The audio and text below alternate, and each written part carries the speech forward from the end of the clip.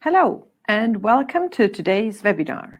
You will learn about the new generator circuit breaker, the HB1-C. And this is our all-in-one solution for retrofit and more. And what this more means, you will learn in a few seconds. I'm Michaela Mönikes. Some of you might already know me from our electrification and automation webinars, or if you visited one of the exhibitions in the last year, I might have been your tour guide there. And so today I will give you a guided tour through this webinar. And I will start with the round of experts that I gladly welcome today here in the studio. So my first colleague here for you is my dear colleague, Fabian Rademacher. Welcome, Fabian. And Fabian is an experienced application engineer for generator breaker switchgear, and he's deeply involved in the development of the HB1-C. My next guest here is my dear colleague, Hong. And Hong Urbanek is an experienced engineer for generator applications and for vacuum technology in medium voltage. And to complete the round, I gladly welcome Edouard Desplanches. Edouard is an experienced portfolio manager for generator circuit breaker systems and an expert for the HB1-C. And why do we have three experts here? Let's take a glimpse into the agenda and see what they will present to you. And we will start with Fabian telling us about standards, and he will give also a comparison of version or of standardization versions 2015 to 2021 or 2015 this way. So we'll start with Fabian first, learning on standards there. Then we will continue the webinar with Hong, telling us about the generator circuit breaker for synchronous condenser applications. And last but not least, we will have Edouard here on stage introducing the new generator circuit breaker, the HB1-C. And we want to make you part of this webinar. And that means please type in your questions to the experts during their presentations. And at the end of each presentation, we will take some time for your questions. I will be your voice. I will read your question to the experts, and they should be able to answer the question. So after each of the session, we will have a short question block. We will have a short break. I think all of us might then need a short bio break, and then we'll meet again for the next part of the agenda. And so maybe you still remember, we will start with Fabian telling us on standards. So Hong and Edouard, I'll see you in, I think, about an hour. Thank you so far. See you later. And Fabian, let's know about or give us a deep dive into standards around circuit breakers there. Thank you. Thank you very much, Monica. Michaela Mönikes.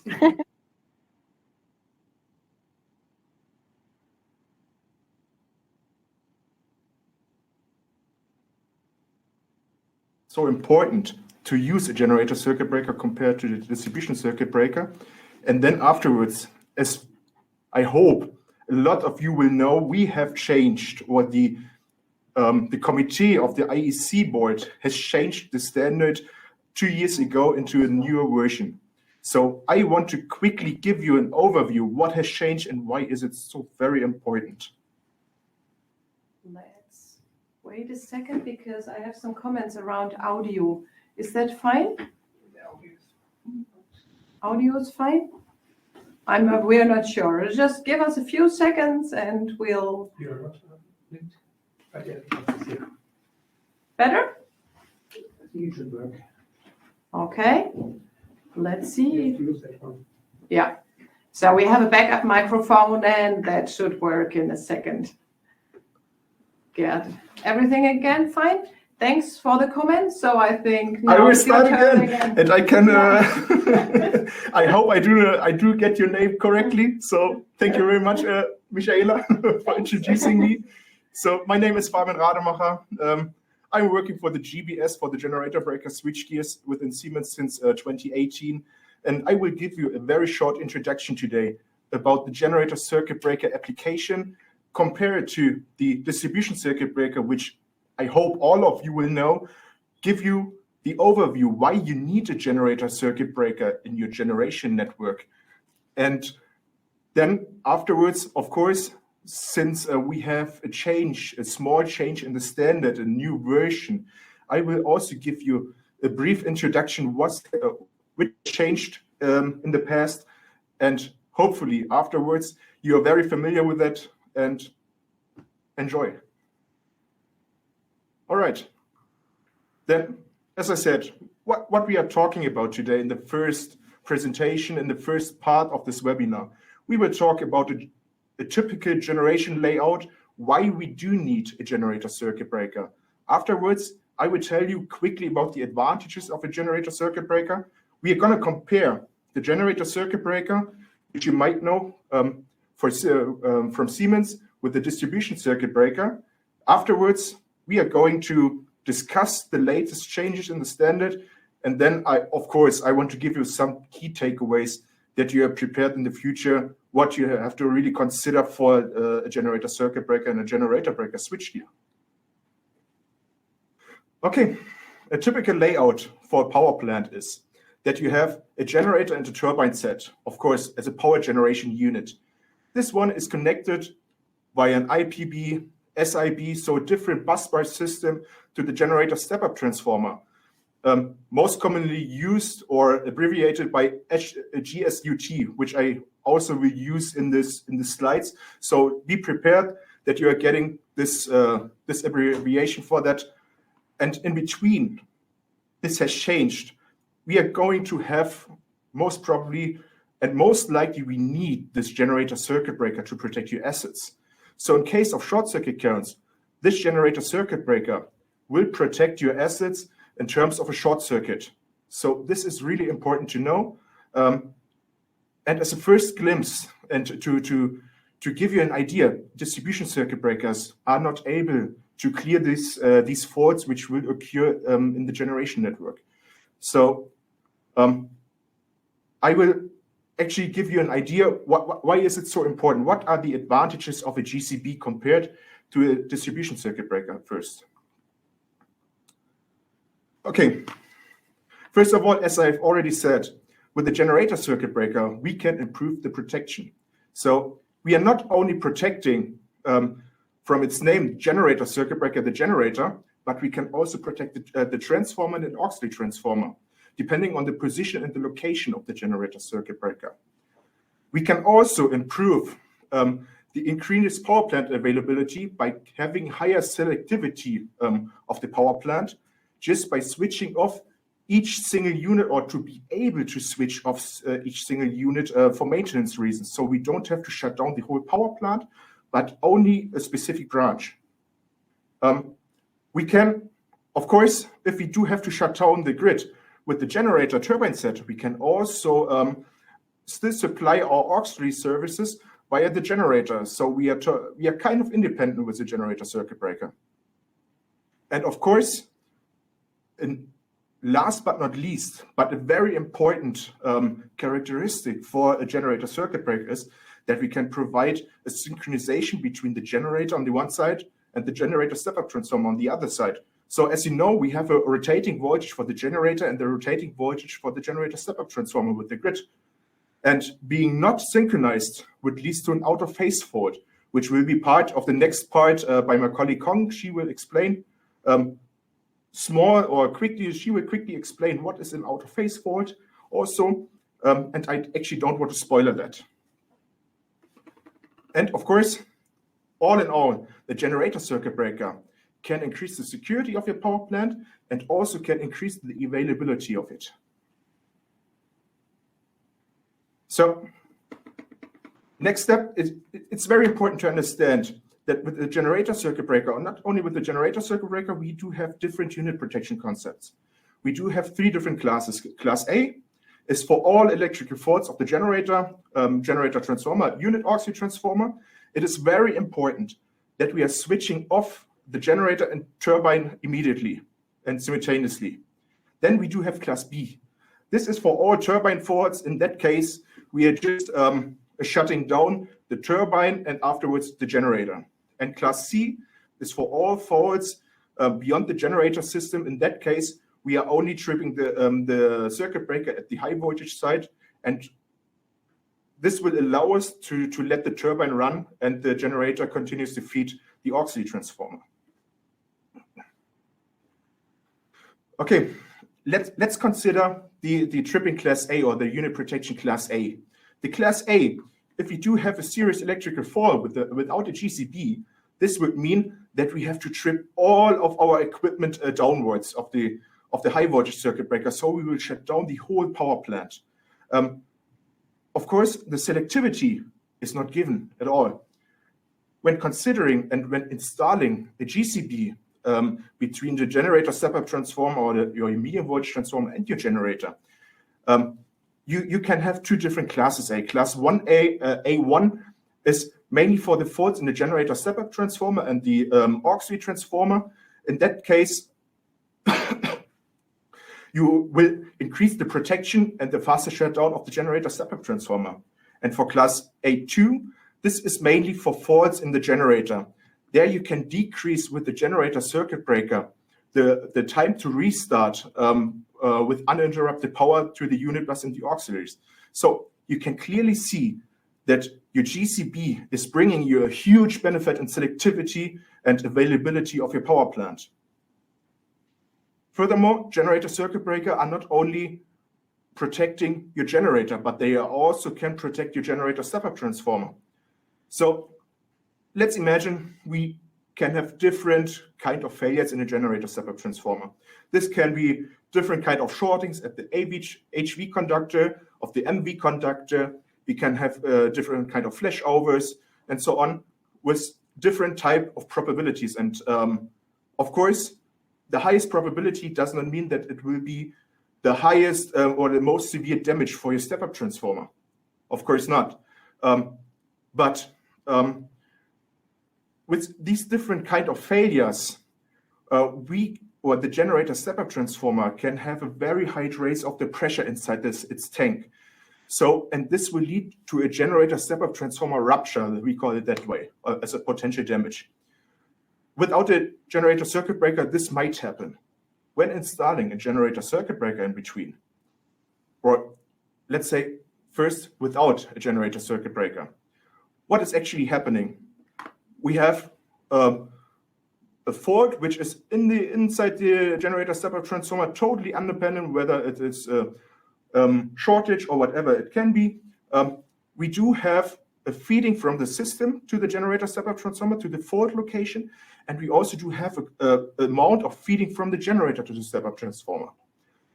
Due to the high voltage circuit breaker, we can switch off the amount of short circuit current in from the high voltage system, of course. But since the generator is still feeding the fault to the generator step-up transformer, the resulting overpressure over time will increase even more. And this will lead to the fact that we are having or exceeding the limit of our tank capability. So at the crossing point of the tank capability and the overpressure inside the tank, we're going to have a generator step-up transformer explosion. So it will explode and you have to replace that. So considering a generator circuit breaker in between the generator step-up transformer and generator, this will lead to the same experience, of course, for the high voltage system. So our high voltage circuit breaker will trip and will cut off the short circuit current which is fed by the system. And the generator circuit breaker will also simultaneously trip and will cut off and switch off the short circuit current which is fed by the generator. And in that case, our generator step-up transformer and the tank is safe for being exploding. That's why, first, this is very important to keep that in mind, why we do need a generator circuit breaker, or why we do need a circuit breaker in between the generator and the generator step-up transformer. Of course, you might know, generator circuit breakers are a very specific topic. They are so important, so specific, that there are only a few companies who can supply that. We do have, and you might have asked the question, or you might ask the question, why can't we take a normal distribution circuit breaker in between? Since with the generator circuit breaker and the distribution circuit breaker, we have to fulfill the same needs. We do need the sufficient insulation, of course, between the phases, between phase to ground.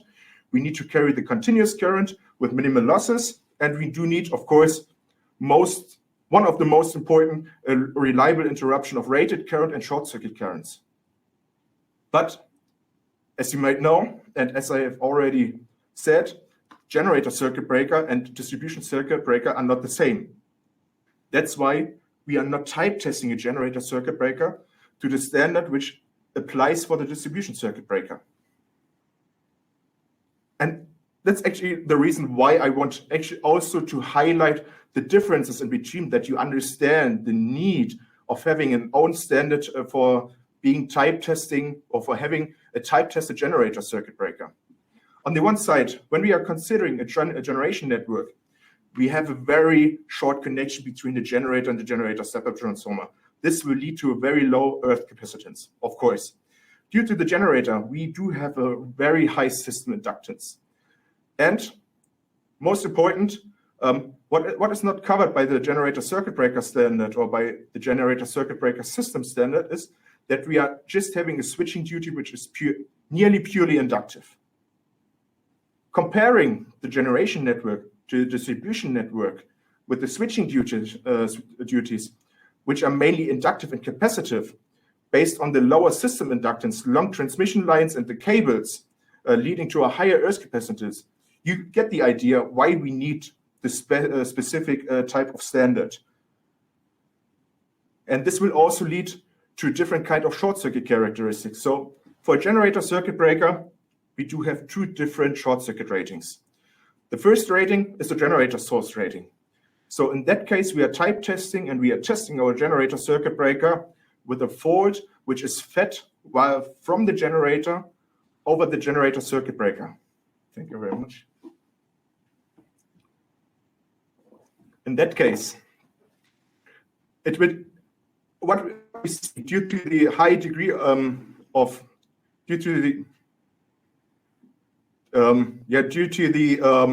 degree of asymmetry, we do have delayed current zeros for a generator source short circuit current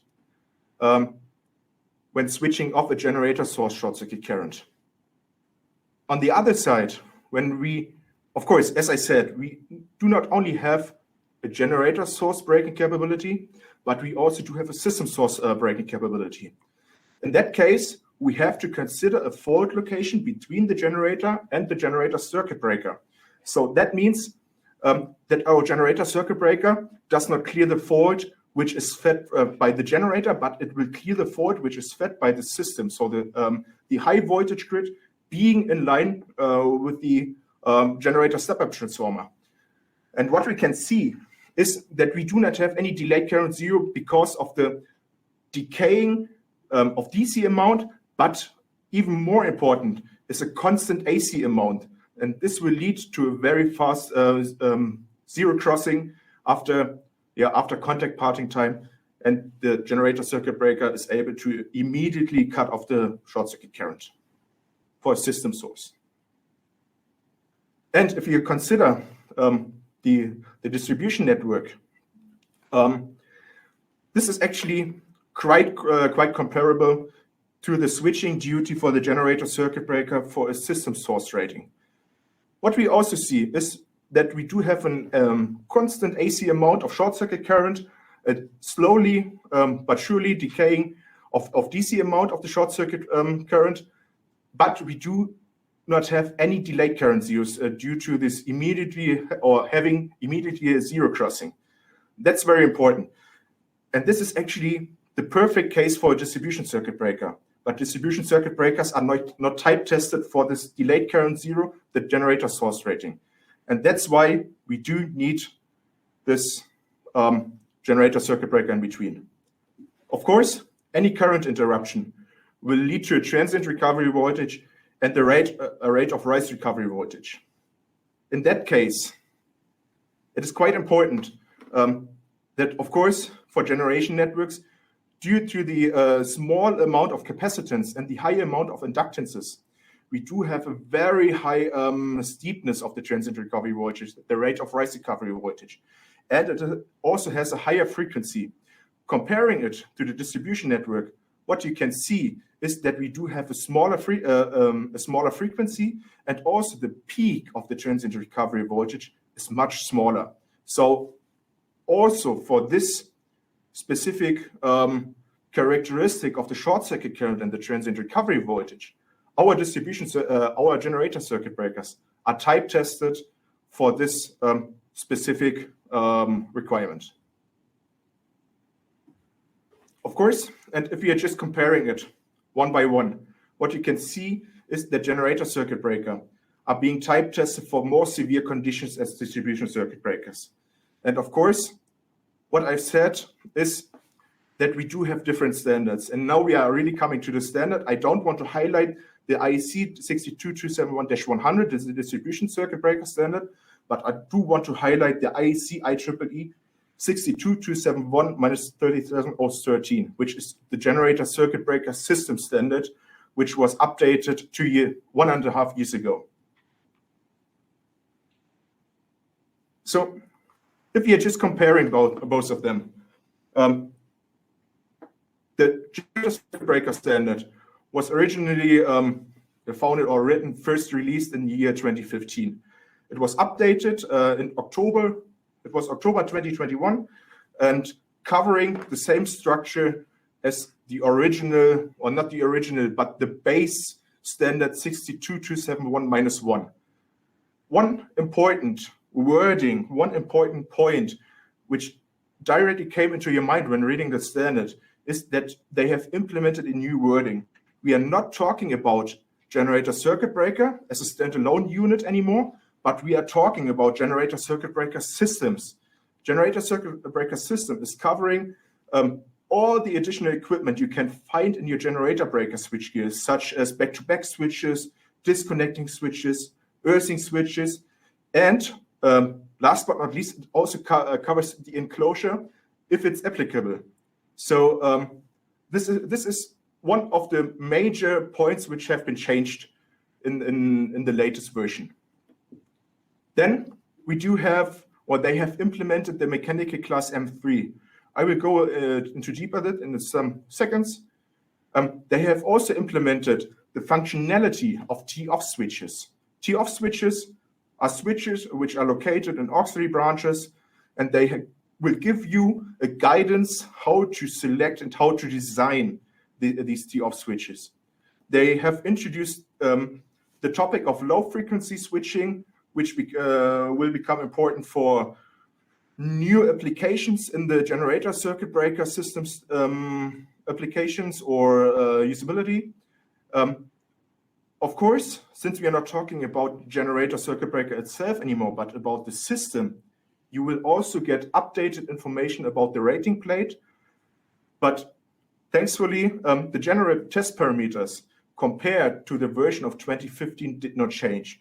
So type tests being performed through the former version of the standards are still valid. So let me just focus on some important points. And to compare the standard 2015 with the standard 2021, the versions. With the version 2015, of course, this was actually the first release of both of the standard, and the IEC matched with the IEEE standard. In that case, it is always better to have one standard than nothing. It is only covering a single GCB. It also describes the influence of an IPB connection in terms of temperature rise at the IPBs, temperature rises inside your generator circuit breaker, but that's it actually. For the version 2022, when going to the wording generator circuit breaker system, they are also covering disconnectors, they're covering the earthing switches. They all need to be type tested, not type tested, but they will give you information how the whole system will work together. specifically. The enclosure, which was not part of the version 2015, is now one integral part of the GCP system, as long as it is applicable. Of course, the influence of the IPB connection is still valid and is still given in the standard. And last but not least, for the GCP system, we are getting always asked how to define a current path. In that case, the standard committee will give you a very clear and hard definition on how to design and how to select the current path. So there's actually no need to, for example, for a main branch having just one incoming, one outgoing without any auxiliary branch, to select it and to design it on the sum of both short circuit current, but only on the higher stress, depending on whether it is the system source rating or the generator source rating.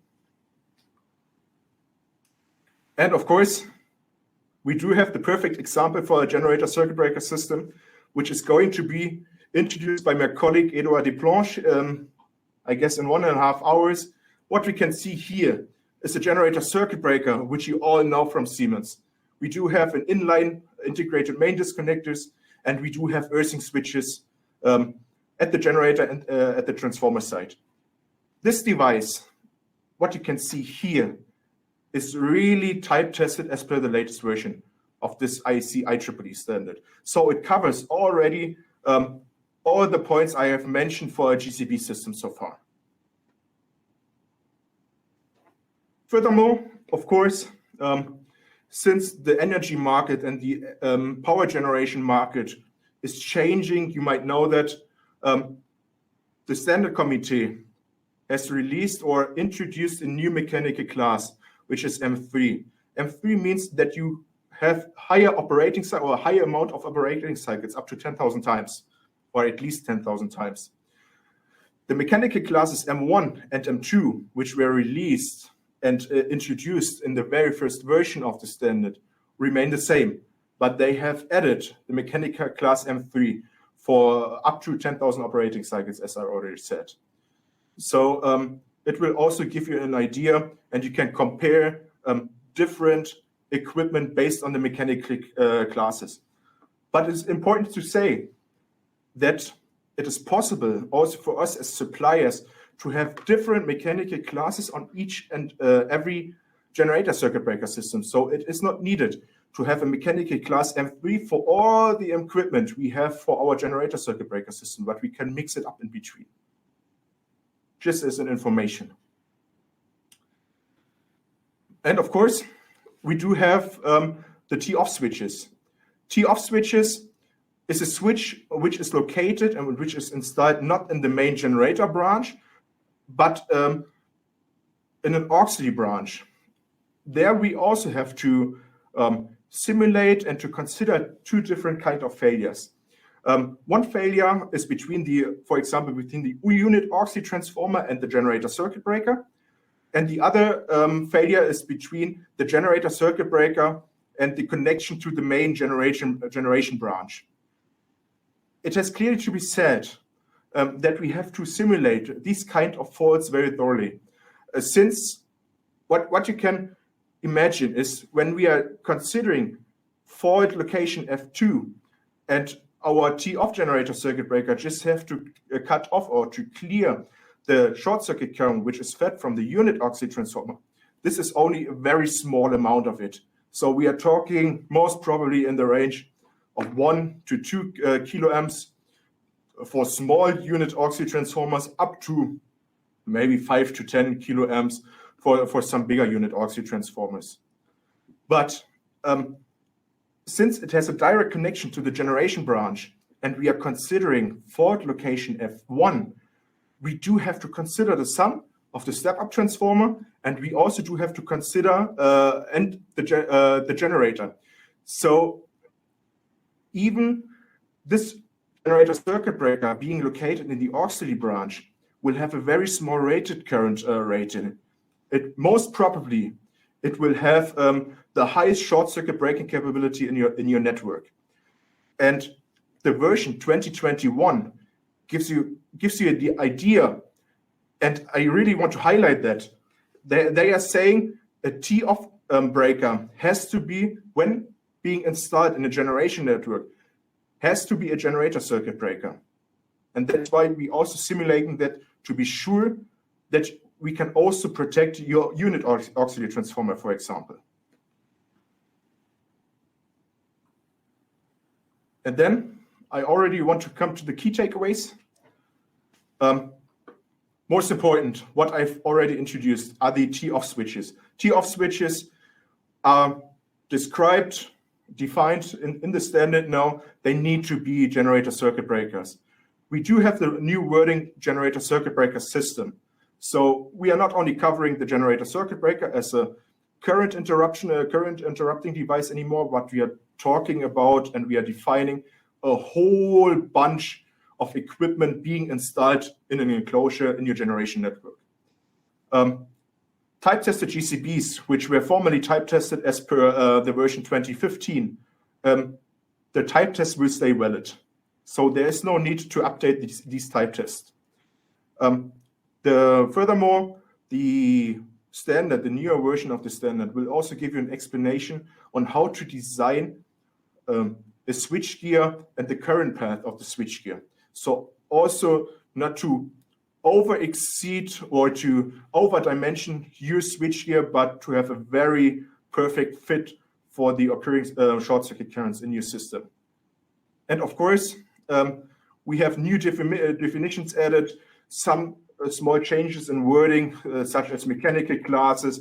There were also some small changes, as I said, in wording, which will do not have such a high impact on the understanding of a system.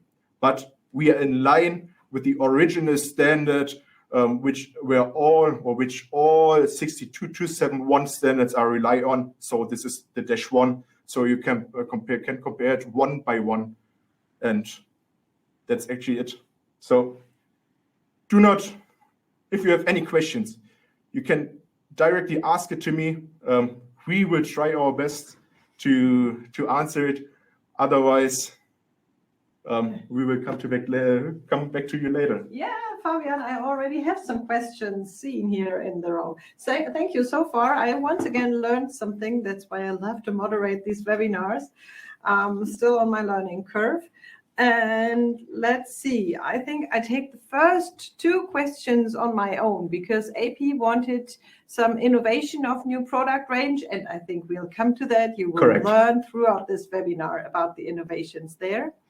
And KA wants to visit and see things live and needs an invitation. And I think there your local sales representative would be a perfect partner to communicate, because from out of headquarters, we are not there in the regions. But now let's go into the technical questions, because FD wants to know, are there any EMTP circuit breaker benchmark models to use in a digital simulation? Thanks for the question. There's actually a huge branch and a huge bunch of software which you can use. We as Siemens, we are commonly using PSS-NetOMAC, which is a licensed product. We do have some very good experience with that, but of course, there isn't the need that you are just using PSS-NetOMAC. You can also use some other kinds of EMTP models, EMTP simulation software, of course. Perfect. Thank you. So yes, there is quite a few on the market.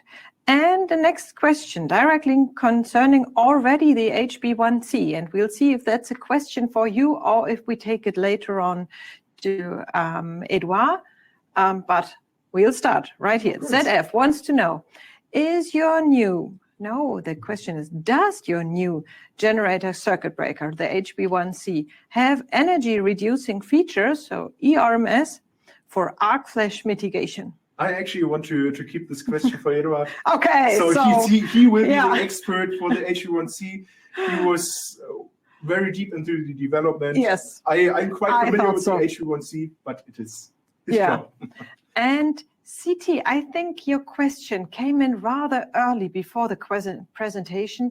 Why to use the new generator circuit breaker HB1C?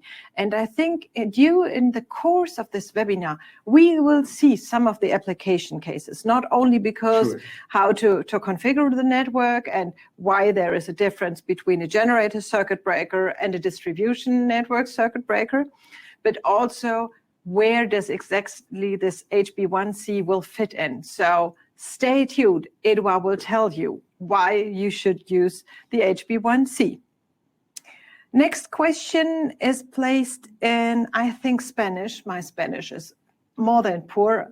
I know nothing. We will take that question to the experts later. We will do the translation and then you will get an answer. And that brings me to our question and answer feature. The questions you brought in will be answered by the experts here in the studio as far as they can, and they will be answered in a written format later on. And then you will get access to the recording, to the presentation, and to the questions and answers. But stay tuned, we take most of them right here audible. The next one that came in from GR is also something I will not read right here because it's a range of things that are statements. We'll try to see if that will bring a question later on. How does the generator circuit breaker work? That's something that PA wants to know. You will see that later on when Edouard will describe exactly the HB1C. There are schematics, how it works, and you will see more of it. And then next question is once again one for me. KN wants to know, is there any certification of attendance awarded after the webinar? Well, this is not a training where we monitor your attendance rate. This is just a webinar for your information. So in case your company allows you to write down learning hours, that's something you can do if you think you learned something, but we are not in the position to hand out certificates for this webinar. Nevertheless, we hope that you learned something already and that you will learn something throughout the webinar. So then the question, what's the voltage of the input and the output? So the rated voltage levels for the circuit breaker. I would say it's the circuit breaker, and since we are talking today about the HB1C, I would actually highlight that it can handle up to 24 kV of input voltage and, of course, output voltage. It's a rated voltage. Yeah, perfect. Thank you. And then we had in the chat the question, and Gerhard, thanks for copying it. RR wanted to know, where are these classes, these A, B, C out of? And I think you came to that later, right? That's yours. That is mine. Correct. This is not directly out of a standard. This is directly taken out of a paper. Once you will get this presentation, you will also find the source of it, and you can read about this different classes A, B, C. So you will get the source. It is clear written there. Perfect. And then another question for me. I think we had some of those already in the chat because FO wants to know how to join the team. So Team Siemens, yeah, you're kindly welcome to apply for any kind of job at ours. Siemens.com/jobs is the target there. We here are not in the position to monitor that. We have our people and organization office there, but feel free to apply. We are always in search of new and handy people. Next one, that's a technical one.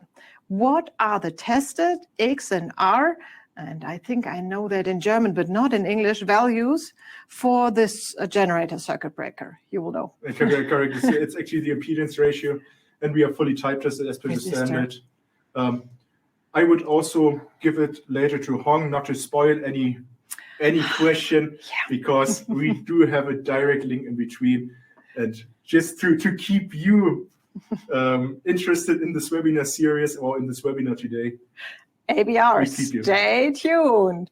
So, but can we tell something about the minimum opening time? Yes, it's depending on the breaker. Okay. For the HB1C and the 3H37, we are talking about opening times of 40 milliseconds in that range. Okay, thanks. So, and let's see, read the flyer. I got this. Oh, let's see. Okay, let me take AIM's question to you. Coming from Indonesia, thanks for that information. I was reading the flyer and I got this product information, free maintenance, which sounds good. And yes, it is. Is there anything that I must pay attention to when we run inspection, or is there any point we should pay attention to in schedule time to make sure it's still proper and in good condition? Yeah, what's the basis of maintenance free here? The basis of maintenance free, I also want to direct this question to Ida, but what I can already spoil about that Yes, please. is we do have the different mechanical classes, what I've introduced to you. And since we are talking mechanical class M3 for the generator circuit breaker HB1C system, we can be sure that we do have a really high amount of switching operations after having the need for maintenance. So this is quite good. And afterwards, of course, More information. We can discuss later. Yeah, please place your question again if Edouard's presentation will not answer that sufficiently. Correct. And then thanks Gerhard for copying all of this. This is also once again my invitation. We have this little chat area where all we speakers can say hi and something like this. And what I do monitor during the presentation is the field that's called questions. And so different areas, but you already see wherever you type something in, I have my producer in the background and he copies your question to make sure that we reach our experts. So we had the tested values and now AA wants to know. For scheme comparison, two generators both connect to the step-up transformer of 4.5 megawatt ampere. What are the recommended protection criteria for this setup? Do I need to consider overfluxing protection, considering that the generator is combined gas and heat type? Well, what I actually can say is that the generator circuit breaker standard is only covering a rated power above 15 MVA. Oh. So actually the 4.5 MVA is quite below the requirement of installing a generator circuit breaker. But of course, we can simulate use the application, and based on the results of the simulation, we can recommend the specific type of protection. Perfect. So it's not the HB1C, but a different... It will be another type of circuit breaker. Yeah. So, and then there was the question how it differs in protection from the conventional circuit breaker. I guess we are talking about the difference between F6 and vacuum. Or are we talking about the distribution circuit breakers and generator circuit breakers? So generator circuit breakers are able to withstand these delayed current zeros. So the thermal stress for generator circuit breakers is much higher, and they are type tested to handle this thermal stress. Distribution circuit breakers, there isn't the need to type test it, and that's why we can also do not give any answer about the behavior for a prolonged arcing time. So okay, so different tasks, different protection schemes. Correct. Yep, fully understand. And now that's something mechanical in the transformer tank. Let's see if that's specific for this webinar, but nevertheless, thanks for the question, because CP wants to know. The pressure inside the tank of the transformer is much slower, thermal and mechanical, than the excitation regulator, the electrical. How can how can we explain the possible damage of the transformer's tank? Thank you. Yeah. Let's see if we can explain that. We can explain, but I want to take this question to my home and to think about that. We will come back to you. You will definitely get the answer in a written form. And then... Yeah, thanks.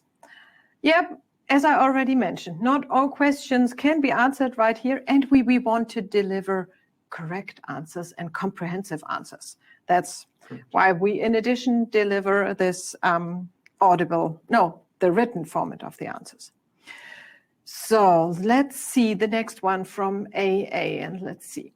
The stringent requirement dictates that the distance between the generator and the generator circuit breaker should be as minimum as reasonable possible.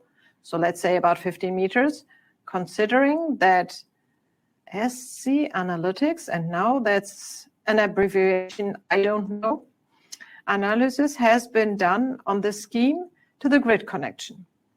Do you think providing higher transient fault rating with a generator circuit breaker is reasonable? I actually, personally, I don't like the way to have a higher or longer connections between generator and generator step-up transformer. So, as already written, we should keep as small as possible. Also, to also decrease the losses in between. Yeah, and save cablings and whatever. I mean, just put them close to each other. But if you have the requirement there, so for whatever reason, come back to us later on and get into a 101 discussion on that. Mm. So let's see, we have still more questions in the line. The shorter the time, so from CP coming in, the shorter the time of the fault disconnecting, the larger the DC part of the fault's current. And can you give some hints about the principle of the arc fault extinguish inside the generator circuit breaker?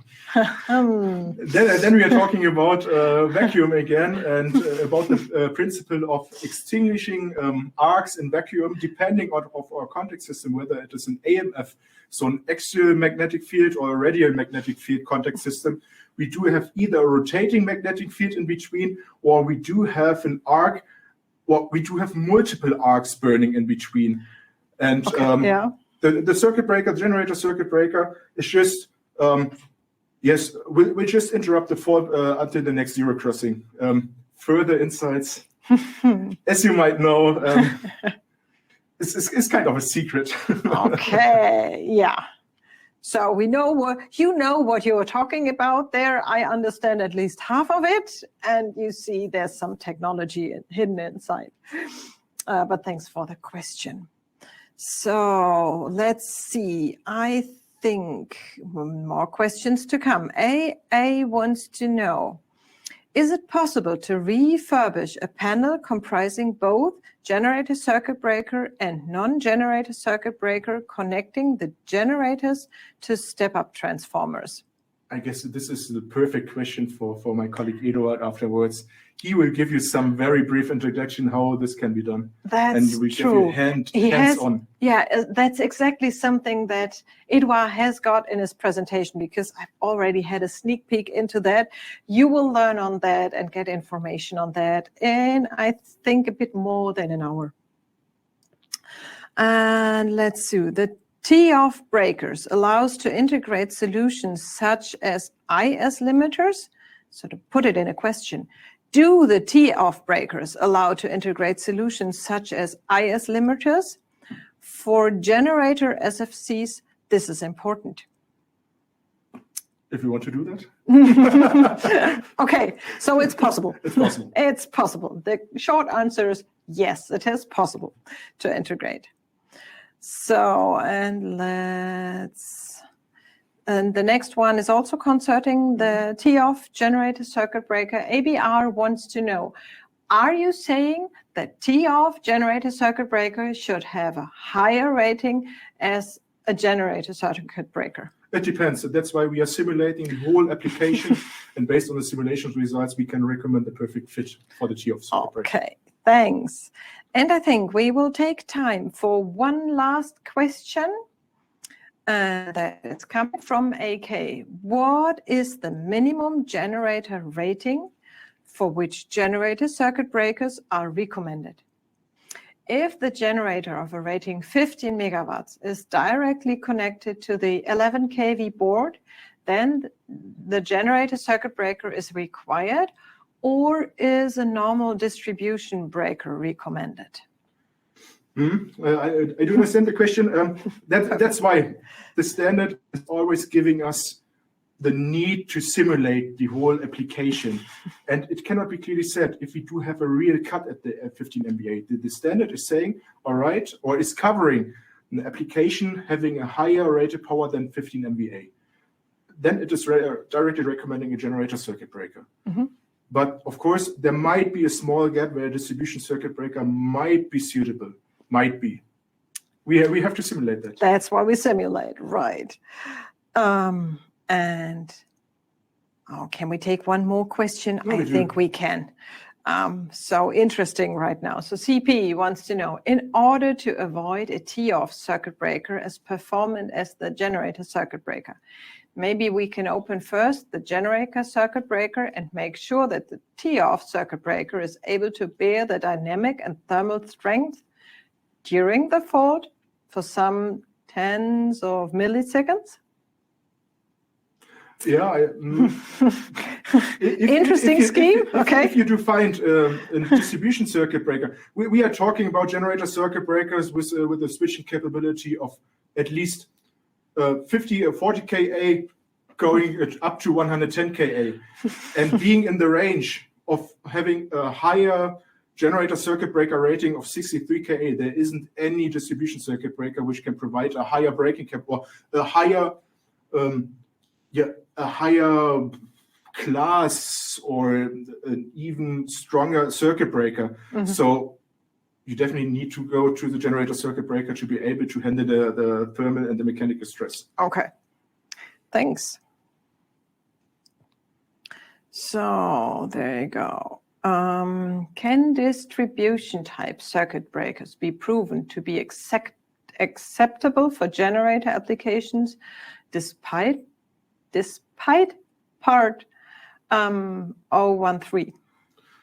If you do the type testing and it passes the type testing, you can also have a distribution circuit breaker. But if you want to spend some money, yeah, you can do the type testing there, or just take the type tested version that we provide. Okay, so I think thank you so far. We will now go into a short break. Give your eyes and your ears a little rest, and we'll meet again on my clock. It's then 2 o'clock. So at the full hour right now, in about 7 minutes from now on, and we'll meet again, and then we'll see Hong, and she will explain to you, or she will introduce the generator circuit breaker for synchronous condenser application. So see you in a few minutes, and thanks for your questions so far. Stay as vivid as you are out there.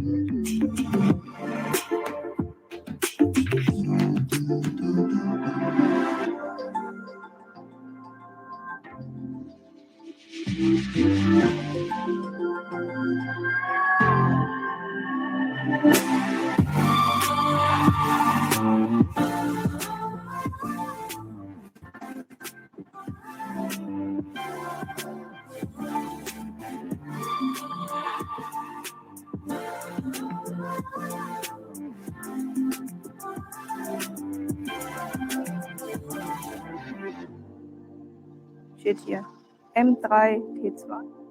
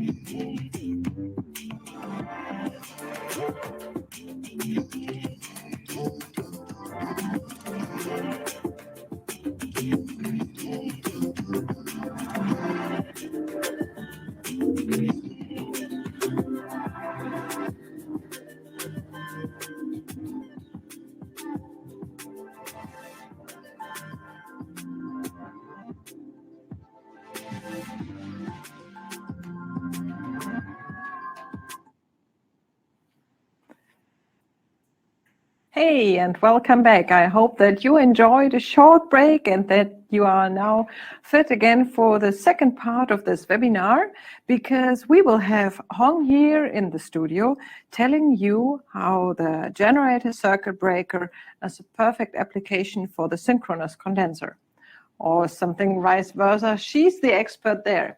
And yeah, please remember to make use of your possibility to ask your questions to the expert. You already made intensive use of the questions tool. Please continue that.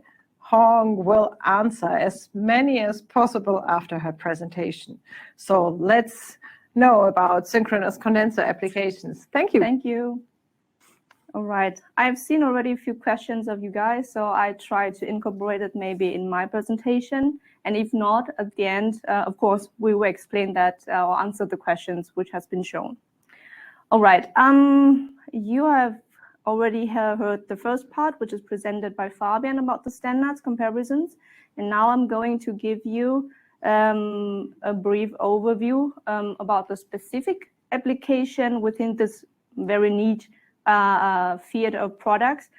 So I'm going to present an overview about the use or the application of vacuum generator circuit breaker in, or let's say, for synchronous condenser applications. So we will start with the part where I give you, let's say, about some info, some insights about why to use a synchronous condenser, what is the idea behind using these applications. And secondly, we would go to into details about which kind of, let's say, requirements GCB has to face when dealing with synchronous condenser. And last but not least, I'm going to give you some info, what we have done in few feasibility studies with our vacuum generator circuit breaker, especially for synchronous condenser applications. So let's start with a brief overview about the, let's say, the application field where you would use vacuum generator circuit breakers. So I think it is already a well-known fact that vacuum switching media is widely used in the medium voltage for the last 40, 50 years. And especially vacuum generator circuit breakers are used actually at the moment mainly in the conventional power generation. You can find that in conventional power plants, hydro pump storage, depending on what is the rating and depending on what the requirements about the switching numbers, which is required from the power plants itself. We have at the moment in the field around about almost 4,000 GCB units, which has been installed. So actually a quite great installed base with our Siemens vacuum generator circuit breaker, mainly in power generation. A small part of that are being used in oil and gas applications. And then a little bit, let's say, larger portion of that are being used into utilities and industries. So beside the arc furnace and data center applications, of course, you can find the synchronous condenser applications, which, let's say, is being protected with the vacuum generator circuit breaker. So what is the reason behind using synchronous condenser? The challenges, what we are having right now in the power grid is the trend is going into reducing the use of nuclear and fossil power of power plants, which is ongoing. And because of that reason, there is a lack of short circuit power, of course, in the grid, which can cause stability problems in the high voltage grid. And in addition to that, of course, when you reduce the use of nuclear power or a different kind of power, you need to find kind of alternatives, and that's that's why the renewables power plants or power generations come into the question, such as PV and of course wind power, which can cause, of course, stress to the power grid. The next, let's say, factor which contribute to this grid problem or grid challenges is that the international transit trade of electricity is growing. So that might cause, let's say, further stress and burden for the transmission network. So all of these challenges are resulting into problems that, as I mentioned before, we might have a problem with the lack of short-circuit power in the grid, and those kind of problems will lead to voltage and frequency instability in form of swings in the grid. And of course, by reducing the use of certain power plant types, you will not have, let's say, a great number of generators which can produce reactive power, which leads to some difficulty when coming into power factor regulations. So all of these challenges and problems, let's say, ask for the use of, ask for a solution how to solve these kind of problems. So there are different solutions right now in the market dealing with this kind of problem. For example, of course, you can use synchronous condenser. You can use, let's say, transformer combination to solve these kind of power factor regulations. And also there are different kind of capacitor banks to solve these kind of power factor issue. However, it has been established that using synchronous condenser has been widely used. Of course, the reason behind that is mainly because the solution is quite flexible in regulating the power factor. And the second point is, of course, using synchronous machines to regulate power. You can also provide the network with the short circuit power, which is actually missing here and which we have identified as challenge. All right, so we just have a glimpse about why is this important or what is the application field of using synchronous condenser. But as you guys remember that this webinar is about GCB. So I would like to jump into the next slide, talking about when using synchronous condenser, what are the challenges a GCB is facing. So to show you that, I would like to use an example of a conventional power plant, because at the end, the main challenges for the GCB is similar, whether you use that in conventional power plants or you can use this for synchronous condenser. So as you can see, here is an example of how a combined cycle power plant looks like. To highlight right here is we have a generator circuit breaker, or GCB, is connecting the generator step-up transformer and the generator. Depending on the size of the power plant, that means the connection can be realized via isolated phase bus bar. It can be by normal bus bar or cable. And one point we can see right now is that the connection between generator and GCB is quite short. So because of that reason, you have, when it's translating into an electric network, we have a very highly inductive circuit in generator circuit or generator applications. So that means we might have a very short circuit current with high degree of asymmetry. Secondly is, of course, normal generator usually start with the power of 10 or even more megawatt. And we know for a fact that for synchronous condenser, the machine itself, even at the same power, they have very small short circuit reactances, which leads to very high short circuit current level. So that's for a fact that is the challenge what the GCB has to face. And of course, depending on the power, GCB has to face a very high continuous operating current.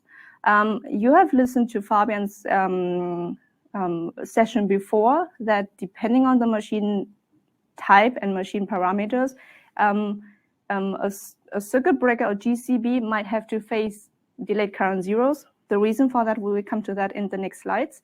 And of course, as you can see, we have a very short connection between generator and GCB. That means the capacitance in the circuit is very small. And we just mentioned, or you just remember, we have a high inductance in the circuit because of inductivity, like generator and transformer in the grid. And we have a very small capacitance, so which leads to a very high and steep transient recovery voltage when interrupting those kind of current. So all of these, let's say 5 challenges are challenging for a GCB to solve. And now I would like to go a little bit into the technical detail, how that come to the question. So these 2 terms you have seen before, we are dealing with generator circuit breaker. So that is why there is a standard which has presented by Fabian. So the standards introduce 2 terms. So we have to deal with system source short circuit current, and the other terms is generator source short circuit current. So let's start with the right-hand side with the system source short circuit current. So basically, if a short circuit happens at the generator side of the GCB, then the current across the GCB will be fed by the system. The system means high voltage grid and transformer. So basically, every short circuit current is consisting of 2 components. We have the red part right here is the oscillating AC current. And you can see that is normal. I think it's like the AC signal. This is very well known. And we have a constant amplitude of the current, which is fine. On the other hand side, you can see that there is an offset of the current, which is a direct current component. This current component is decaying. And this decaying of this direct current component is, let's say, determined by the grid X to R ratio. So I will come back right now to the question which has been asked in the chat. The IEC IEEE standard mentioned that every generator circuit breaker has to be tested with the time constant of 133 milliseconds. So there's an equation where you can translate the time constant using the frequency of your network into the X to R ratio. And if I remember correctly, it would be an X to R ratio of 50 per unit, but we can calculate that later. All right, so that is about system source short circuit. As you can see, we have a constant AC and decaying DC components, but let's say at every time, we always have a current 0. And just to remember, in the medium voltage, you need a current 0 for the circuit breaker to clear the current, any kind of current, not only the short circuit. So the challenge for a circuit breaker for interrupting system source short circuit current is only that the DC component, that means this offset, is higher than in case of the distribution circuit breaker. Okay, we cover that part, and then let's go to the left-hand side. We have the generator source short circuit. As you can see, the breaker is the same. The set of generator and transformer is the same, but now the short circuit will happen at the transformer side of the GCB. So that's why the current across the circuit breaker right now is fed by the generator. And as you can see, we have 2 components, the AC component, which is oscillating, and the decaying component as a direct current component at the right-hand side. Generator itself is a highly inductive component, so that's why its DC component or armature time constant, which is written in the data sheet, is quite large. So that's why you have a very slow decaying behavior, what you can see here in this graph. And then secondly, generator itself, a synchronous generator, doesn't have only the main winding as a transformer. And depending on the design and depending on the manufacturer, you can have the, of course, the field winding, because we need an excitation for a synchronous machine. And then third, there might be a damping or damper winding, depending on how the design looks like. You might need that for stability, mechanical stability of the machine itself. So because of these 3 sets of different windings, in case of a short circuit, they will interact with each other. in the process. And that's the results of that is that you can see here that the AC component decays as well. So if you would combine these two components, AC and DC, you might see a typical curve right here, that the short circuit current of the generator source fault can have delayed current zero. Delayed current zero means you don't have current zero to a certain extent. Okay, I cannot show that right now. And you remember, I just mentioned that in the medium voltage, any circuit breaker needs a current zero to interrupt those kind of current. So that asks for special requirements for GCB that besides having to deal with high DC components, around about 70 or let's say 60% DC, a generator circuit breaker has always to deal with delayed current zero issues. That means you have to test a circuit breaker for a certain long arcing time. So that is a specific requirements from the standard in which every generator circuit breaker has to fulfill. And then a third point, let's say, task of the GCB.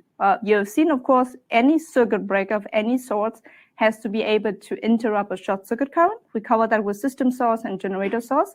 But another task of the GCB is, of course, to synchronize the generator with the grid, because otherwise it doesn't make sense to have a generator.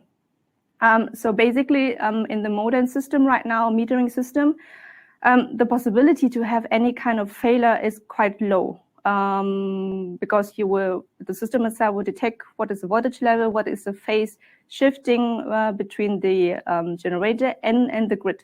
However, during maintenance, or let's say during installation, there might be wiring errors. So it can be that some service technician will, let's say, mistaking the two phases when connecting the wiring. So because of this reason, it might be possible that you will have false synchronization. And false synchronization means when you close a circuit breaker, a GCB, it will not, the generator and the network will not be in phase. So if that happens, you might have a typical curve of out of phase current, which looks like that. And the rapid movement of the rotor inside the generator will cause this current constriction, what you can see here.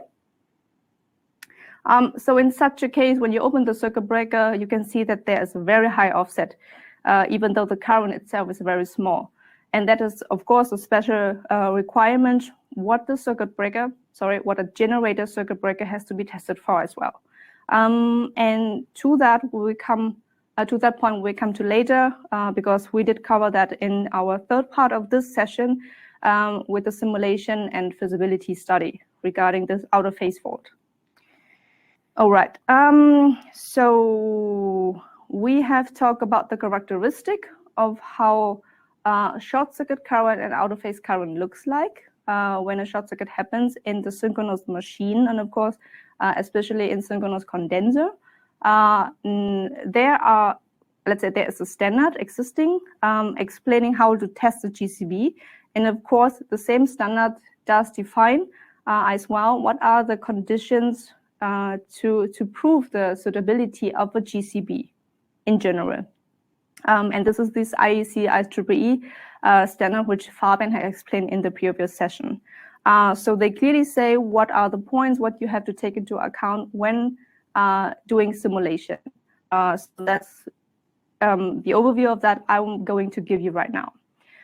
So we start with the fact that actually all generator applications, motor application in the medium voltage, they are operated with the isolated start point or with the highly impedance start point. And because of that reason, the maximum short circuit current level you can get is if a three-phase short circuit happens. And that is what we have to do when simulating short circuits, let's say when we're doing simulation, for simulation.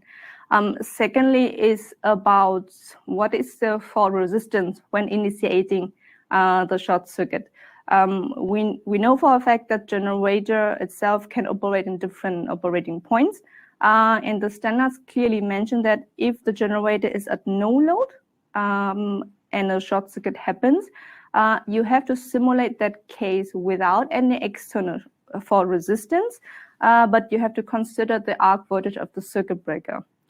When it comes to the fact that the generator is already in service, like in, I don't know, overexciting, underexcited, lagging and leading operating points, then you have to consider, of course, the arc voltage of the circuit breaker itself. And additionally, you have to consider also the the arc fault with a minimum arc fault of 300 volts. In real case, it depends on where the short circuit location will happen, whether this is in, let's say, in oil or in air, and what are the distances of the bushing. You can define a different level of arc fault for your case. However, we try to stick to the standard to simulate the worst case, so we use the 300 volt as recommended. Then additionally, you know that we have in the application itself, there is a phase shifting between voltage and current. So that does have an effect on the short circuit current itself at the end. So therefore, we always simulate the short circuit current in two different times, I would say. First of all, we simulate that at the voltage 0, that you can see in the upper part of this diagram. So we have the same set of machines and network, only that the short circuit initiation is a different time. And you can see that when the short circuit happens at the voltage 0, you would have a maximum peak current, which is here. So you have a maximum offset when that happens. And by simulating that, you can see what is the maximum offset of the system, what is the maximum peak. And the maximum peak current, of course, means the maximum mechanical stress for the contact system and for the whole system. And then the second case, what we simulate, or we always simulate because it's required by the standards, is that if the short circuit happens at the voltage maximum, that's in the lower part of this diagram, you can see. If that happens, we can see that one phase, which is indicated here as phase R, we have 0 offset. And if that happens, and this phase is cleared first, you can see that the other 2 remaining phases will have the maximum DC offset. And by doing so, we intentionally simulate this case. You can see that the arcing time in that case is higher than in the upper case. So by simulating these 2 cases separately from each other, we can get the first results, maximum mechanical stress for the breaker because of the peak current. And here we can get the maximum arcing time, which is the maximum thermal stress on the contact system. Right. So I just mentioned briefly in the last slide that the arc voltage of the GCB has to be taken into account when simulating interruption or short circuit current. So basically, at the instance of the at the instance of the opening of the circuit breaker, any sorts, you always have an arc initiation. So by doing that, you can see that in the equation, which is written here, that the decaying of the short circuit current itself is influenced by the reactance of the system and, of course, of the resistance. And by having an arc voltage, you have increased the resistance or the resistive component of the circuit. And as you can see here in my lower diagram right now, the dotted line is how it normally looks like without any opening and interruption. And the solid line is what it looks like when you have an effect of an arc inside in that equation. I do want to emphasize the fact that there is a misleading information about that vacuum circuit breaker in general doesn't have any effect, or let's say doesn't have, or the arc inside the vacuum generator circuit breaker doesn't have an effect, which is actually proven wrong. Vacuum switching technology does have quite small value in comparison to SSX or OI generator circuit breaker, but it does have an effect on reducing the arcing time, which we can see here. So it is a real case and real simulation we have done, and as the project, I'd say, delivered. And as you can see that in the lower part of the simulation of the same set, you do not consider any arc voltage here. And of course, that is the normal simulation, what, let's say, any consultant can do. But we are the manufacturer of the GCB, of the vacuum GCB. So we have the internal knowledge about the characteristic of the vacuum arc. And we have to implement that as requested by the standard to provide our customer with the new simulation, including the effect of an arc of the GCB. And as you can actually see that I do not count how many periods it will be in the lower diagram, but we do, but the arc in the vacuum does have an effect to reducing the arcing time. And that is what we have to do, and that's what we provide to our customer to prove that using vacuum, or let's say the vacuum generator circuit breaker is suitable for generator application in general. And of course, the same is what we are doing with GCB, with generator applications. We do that with a synchronous condenser application as well. All right, so that was a general input about simulations. I would like to go into the operation of generators in general, and of course, an except of that would be how synchronous condenser is operating. So with the machines manufacturer, there are existing different kind of capability curve depending on the design, depending on the build and type of the machine itself. So you know that the stator with its a major current set a certain limitation of the capability curve, and of course with field winding or the field current excitation, you can set another limit for working of the generator itself. So based on all this information, you would have a capability curve, of course, given by your machine manufacturer, which define the working zone or the operating area of a synchronous machine, either condenser or generator. So by doing that, based on that, we can use this information and see how much we can incorporate that in our simulation. What we can see in general is that if the field current, excitation current is larger than 100%, then we are talking about the machine delivering reactive power into the grid or into the network or whatever is connected to. And in such a case, we might have a higher short circuit current at the end. And on the other hand side, if you have an under excitation mode, like if the excitation current is less than 100%, then you are consuming the reactive power from the grid. And therefore, in such a case, the short circuit current, the amplitude, will be smaller. And how does it look like? And what is the reason behind that? You can see that in this phasor diagram I'm trying to draw.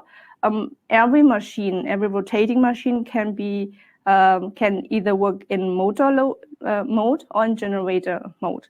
And for the synchronous machine, you have, of course, the terminal voltage, which is like where the GCB, for example, is connected to.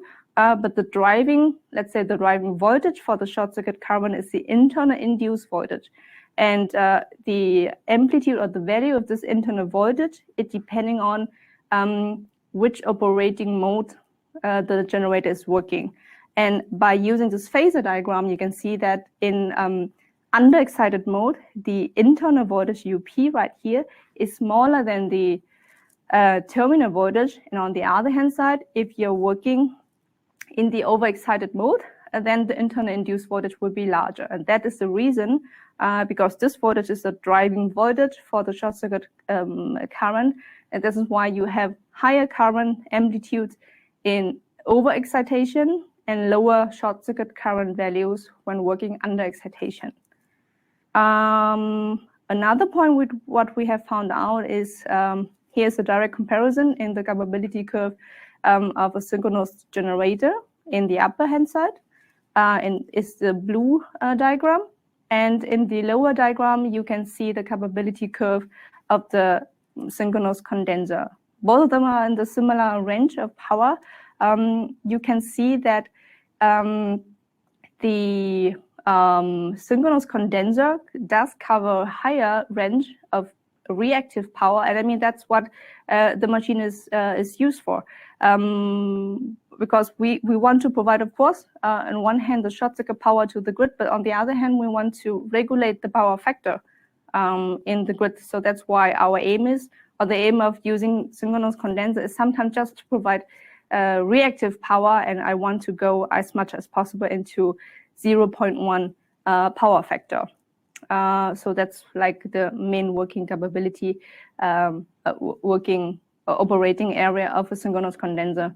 And in the direct comparison, of course, you can see that generator itself covers only the smaller range of the capability curve, because they tend to use in the rated operating point to provide reactive and active power. But for regulation, of course, you go into the edge of the machine, and so that's why synchronous condenser covers more or less the limits of the machine. As already mentioned before, when doing direct comparison of the short circuit current or short circuit behavior, we have found out that the operating point does have an influence on the short circuit current value and the short circuit current behavior. We always see that the lagging power factor or overexcitation shows higher short circuit current. So that means the breaking current is of course higher, and of course this, the peak current itself is of course also higher. However, on the other hand, the leading power factor delivers the highest asymmetry, because you've seen before the current value itself reduces, while the DC component in the system still remains the same. So in direct comparison, you would see a higher offset in case of leading power factor or in underexcitation, which is all explained in this, let's say, simplification of phasor diagram. Well, we just spoke about the general input and how much the operating points influences the short circuit current behavior. One of the main jobs, as I mentioned before, is the synchronization of the generator and the grid. So what happens to the system if we have a false synchronization? And there's a term induced in the standard, which is called the out of phase switching duty.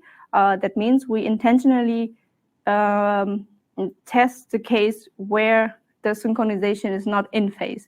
As it has been found out that the amplitude of the out of phase voltage, of course, depending on the out of phase angle. You can have generator and system in phase, that means the out of phase angle would be 0. Or you can have the out of phase angle of 90 degrees, which is written in the standard, and you have to test it for. Or you can have the phase that the out of phase angle is 180 degrees, which is like the maximum opposition, what can happen. And as you can see in this little diagram on the left-hand side, I hope I can show that here. You can see that there's a influence of the out of phase angle and the amplitude of the voltage. And the out of phase voltage, of course, will determine how much the out of phase current will be. As you can see here in my two diagrams with the direct comparison, so it's the same set of machines, same set of system network.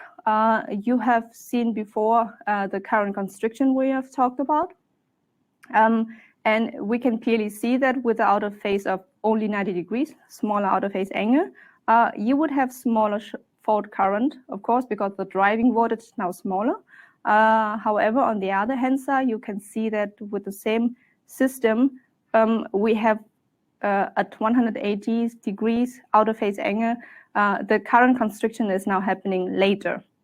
So the factor which, let's say, influences or dictates this behavior is largely in the machine parameters, time constants, reactances.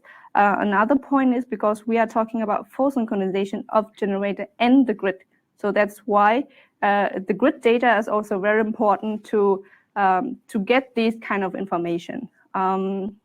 The reason, therefore, we will see that in the next 2 slides.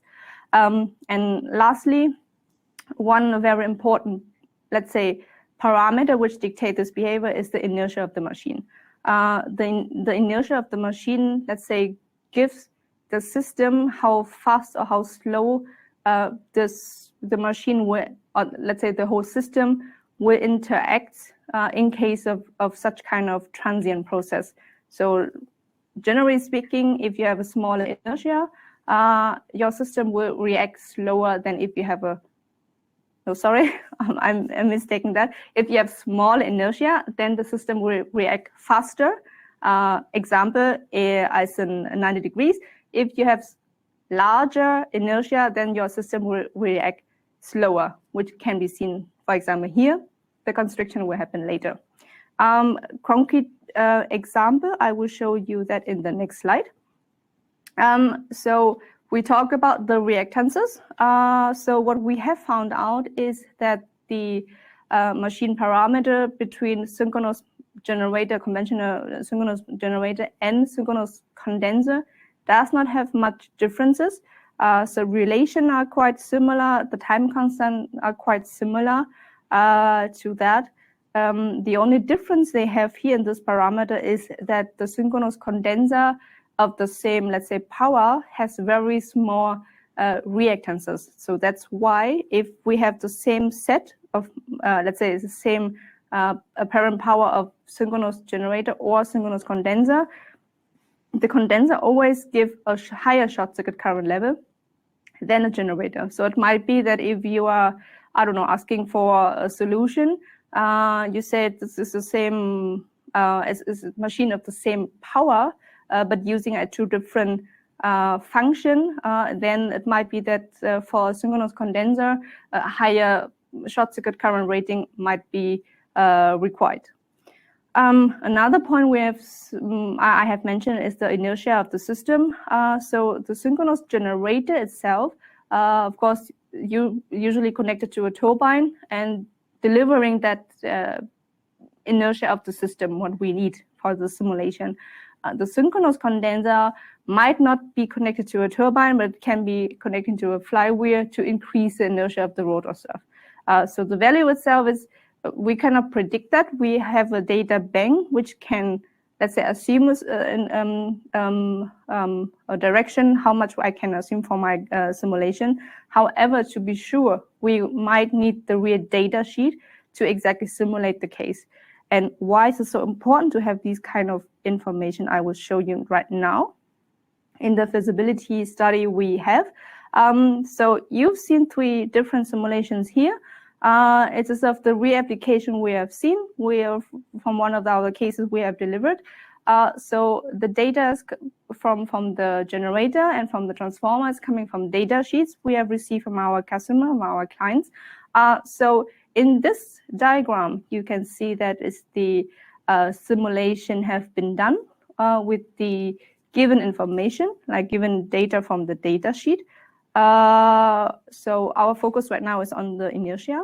And what have been done is we have reduced the inertia from the data sheet now by 50%. And as you remember, I told you by reducing the inertia, so with smaller inertia, that means the system will react earlier or faster on changes, on transient processes. So you can see that now the current constriction is now here, and so we'll be reducing the inertia. We have moved this current constriction to the front. And the same set of machine, same set of data is now being used to simulate that case. But right now, we increase this inertia by 50%. And right now, you can see that the constriction is now moving to a later point of time. What does it mean for the circuit breaker itself? Now we have simulated that in cooperation with the arc voltage of the circuit breaker. You can see that the arcing time right now, you remember the case I mentioned with the voltage maximum to generate the maximum arcing time. So standard case have been simulated here. And of course, that has been always, these values you can see here is tested for our product. And you can see that for such a case, even though we have the construction now earlier, but you can open that always earlier. So that means the arcing time now can be smaller as well. And right now, if I would go back, you can see the curve that's even the constriction is later, but we are opening right now here. And at the point of the contact separation of the breaker, there is no constriction at all. So that's why it doesn't have any effect on the breaker. So you can see that same set of system data, depending on which data is being used and how much the modification has been done, we get 3 different results. So a generic, let's say, statement about vacuum not being suitable to use for out-of-phase case or synchronous condenser is not true. So that's why, but still we need your input. I need a complete set of data and all the information I need to exactly simulate these kind of cases, because you see that by modifying one of the facts, let's say one of the factor, we get different results as well. So inertia is only one part or one factor which determines the behavior in case of out of phase. Another point of what I mentioned is because we have an interaction between generator and the system. So the system data are also crucial to have. So you remember my green diagram is how it looks like with the real given data. And what we can do is we can change the input data, like the grid X2R ratio, the transformer X2R ratio. Of course, the short circuit capability from the grid does have an influence here right now. And of course, the high voltage level. So all of that facts have been implemented. And as you can see that by changing one of the factor, we can have either negative or positive results. It's very, it's a large number of variants which we can get. So I can only emphasize, please, if you want to have an, let's say, recommendation, a solid recommendation, we need the solid input to get any recommendation out of that. All right, so actually I've been at the end of my presentation already. So what I want to give you, the audience for today, is feasibility study have been made, and this is required to confirm the suitability of our VGCB for synchronous application. You have seen that short circuit current calculation have been included, and of course for the out-of-phase case, we have seen that synchronous condenser have a lower reactances, so it's often that the short circuit current level is higher. Also, the operating points itself of the machine does have an effect on the short circuit current level. Either you have higher current or you have higher asymmetry, depending on which operating points we are working with.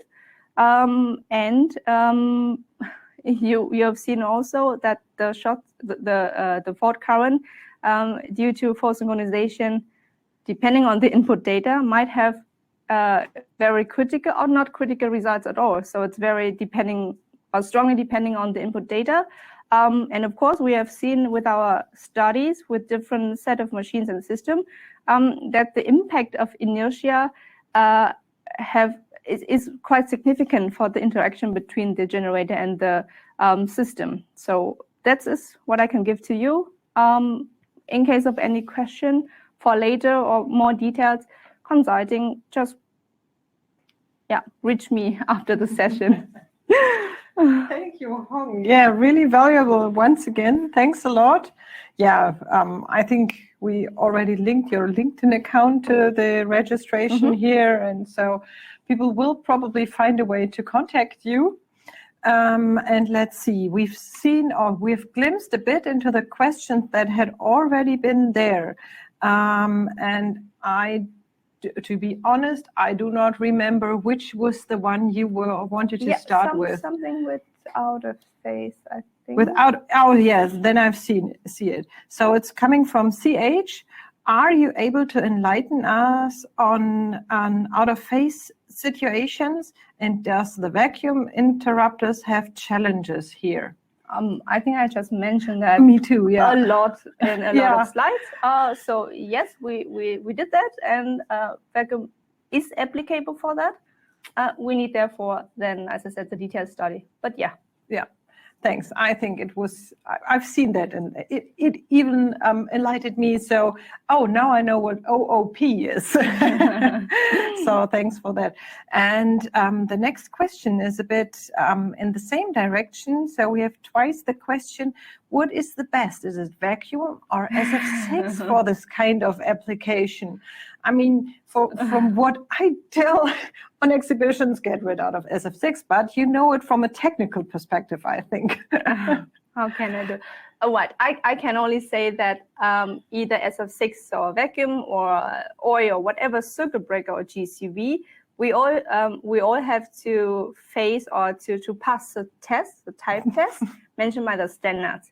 So at the end, it's the customer to decide what advantages he wants to have with which solution. But I can only say that our products with vacuum fulfill the same standard requirements as our colleagues from SF6. Okay, yeah. So no matter what the isolation gas is, the type test is successfully performed. Yep, And exactly. Yeah, so go with kind of what you want and think of nature, I think.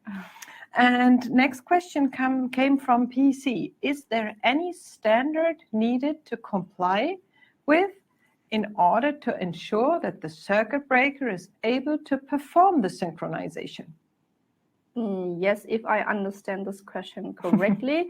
I don't know about any standards defining how to perform synchronization, but I can only say that for a circuit breaker like GCB, like generator circuit breaker itself, there is this IEC IEEE standard. They say if the circuit breaker is intended to use for synchronization, then you have to fulfill these kind of requirements. So I can only say standard says we as a manufacturer have to fulfill these kind of requirements, and that's what we do. So yes, we there do. is a standard. There is a standard, and we comply with it. We comply with the standard, Perfect. exactly. And I think the next one I see in the list here from FT for this 4.5 MVA step-up transformer settings. Are we considering a different model of JCB? I think Fabian touched that already in his answer. We need a simulation there to check which would be the perfect model, because the one we consider here going up to 15 mega MVA, that's a different liga, I'd say. I can only mention, or let's say emphasize, that each generator looks different. So it can be that for one 4.5 MVA generator from this one manufacturer shows very critical behavior, but for the other one is easier. So we cannot say in general. So the best thing is to do some kind of simulation showing the real behavior. You've seen that this delay current zero and all of that. Yeah. Always close the loop to the simulation, right? Then you're on the safe side on the dimensioning. That's one of my key takeaways, I think. And I think you already mentioned something like the X to R ratio, but DS wants to know, is there a threshold associated with employing generator circuit breakers such as X to R or fault level? Okay, so the fault level is free defined by the manufacturer. We can say we have a GCB with 10 KA or 40 or 25, whatever. That is free to the manufacturer define. But the X to R ratio is given by the standard, and we have to comply. And as I mentioned in my presentation, the time constant is 133 milliseconds, and you guys have to recalculate it into the X to R ratio. I think there is a equation in my slide with the arc voltage where I give T and X and R. So you might use that as an equation. And you can make use of that because, as we already mentioned, you will get access to the presentation afterwards. So, question came in from VP somewhere during the presentation. I think VP wanted to know what is the percentage of direct current breaking current in the generator circuit breaker? Okay, I think for our product is more than 65%. I don't remember exactly, but the basic of that is the time constant. You have to test your circuit breaker, and depending on what is the time of contact separation, you either had I don't know, 65 or 70, 75%. So we definitely have more than 65%, that I can tell you. And depending on what the product you are using, we have a bunch of portfolio and different types of breaker. I do not remember them all. Okay, yeah. Maybe we can put in some examples during I think we have a catalog written or answer. some data sheet we can share. Probably a link or you to can it. go into our website. I think we have a website. Maybe we can share that afterwards as well. Yeah, we do. Yeah, I think it's probably also part of the presentation, right? Yeah. So next one coming from ETO. Regarding the installation of the generator circuit breaker, do you need to use a metal frame, or can it be mounted directly onto a wall or floor? Is that something we want to take to Edouard? Yes, of course, Edouard can answer. But what I can give in advance is it's depending on the on your installation at site and what product you use. But we are quite flexible. Yeah, we have a team dealing with that, so we can actually do everything. Yeah, and you'll see an answer to that later on. There are some examples there. So once again, stay tuned. It's worth the time, I think. So let's see. I think for now we go with one last question and take the rest for the questioning round after Edouard's presentation. But one more directly to you, and I'll see you later once again for questions. So NB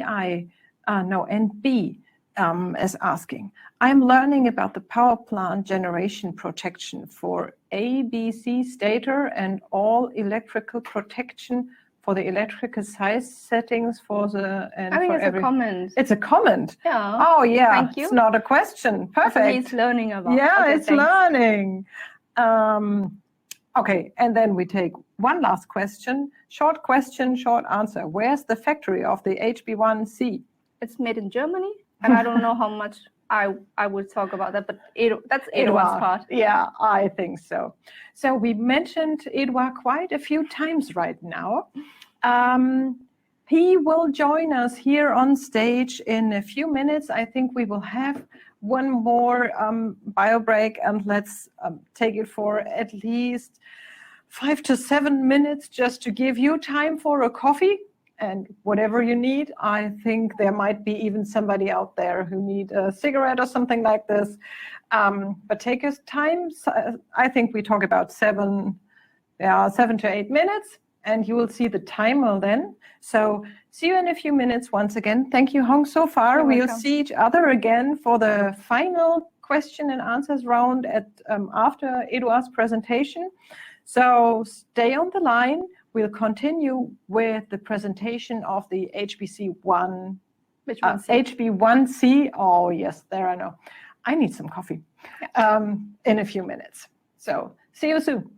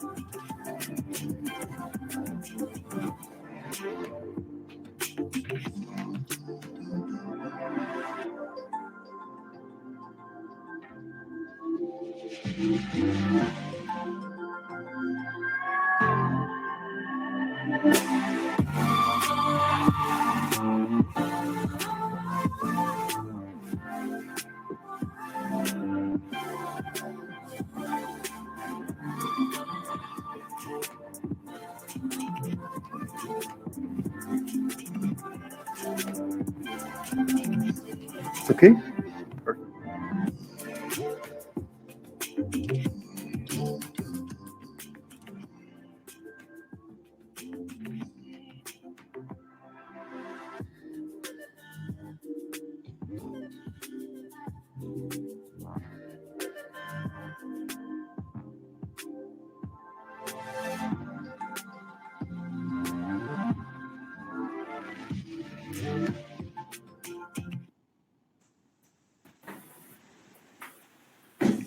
Okay, so welcome back, I think. So we will continue the journey through this webinar, talking on the HB1C. Now it's in the correct order. And I think by now, since we placed so many questions, oh, that's one topic for Edouard. You are curious to have him on stage. So yeah. Please come in, join me, Edouard. Thanks, It's Mika. now your turn and presenting or introducing the generator circuit breaker HB1C itself. The stage is Will try yours. my best. Yes, you will. Thank you all for being there, still with us. Nice two first webinars. As said by Michaela, I'm here today to introduce you to the new HB1C GCB. So this is before starting, just to guide you through what will be my slides today, what will be the content of my slides, so you can have some kind of overview where I'm trying to bring you in to go the journey with me. So at first, I will just give you a quick overview what Siemens is doing in the, let's say, in the work in the field of GCB, much more on the side of the product rather than the side of the technology, because this item has been already introduced by my two colleagues, Fabian and Hong. Then I will introduce much more in detail, let's say, the performance and the unique selling point or the unique features I would assume that our HB1 have to bring to the market. And then especially as the HB1C is aiming to the retrofit and replacement market, I will guide you through two business cases where our HB1C was kind of best solution, best answers for the concern of our, let's say, partners. And then finally, wrapping up the session with some kind of key takeaways that I would like you to take with you when we are closing this webinar. But first, before starting about the product itself, I would like to bring myself quickly so you know more about me. So my name, as you can see here, is Edouard Desplanches. I'm responsible so far in Siemens about the generator circuit breakers portfolio, meaning that my duty is to be sure that the product we are delivering to the market or we are offering to the market is matching the market requirement, whether it's in terms of performance, in terms of quality, or in terms of lead time delivery, for example. So it's very important for us at Siemens to have a portfolio which is quite consistent and offering the most of our own technology, which I will come up later on, to the customers.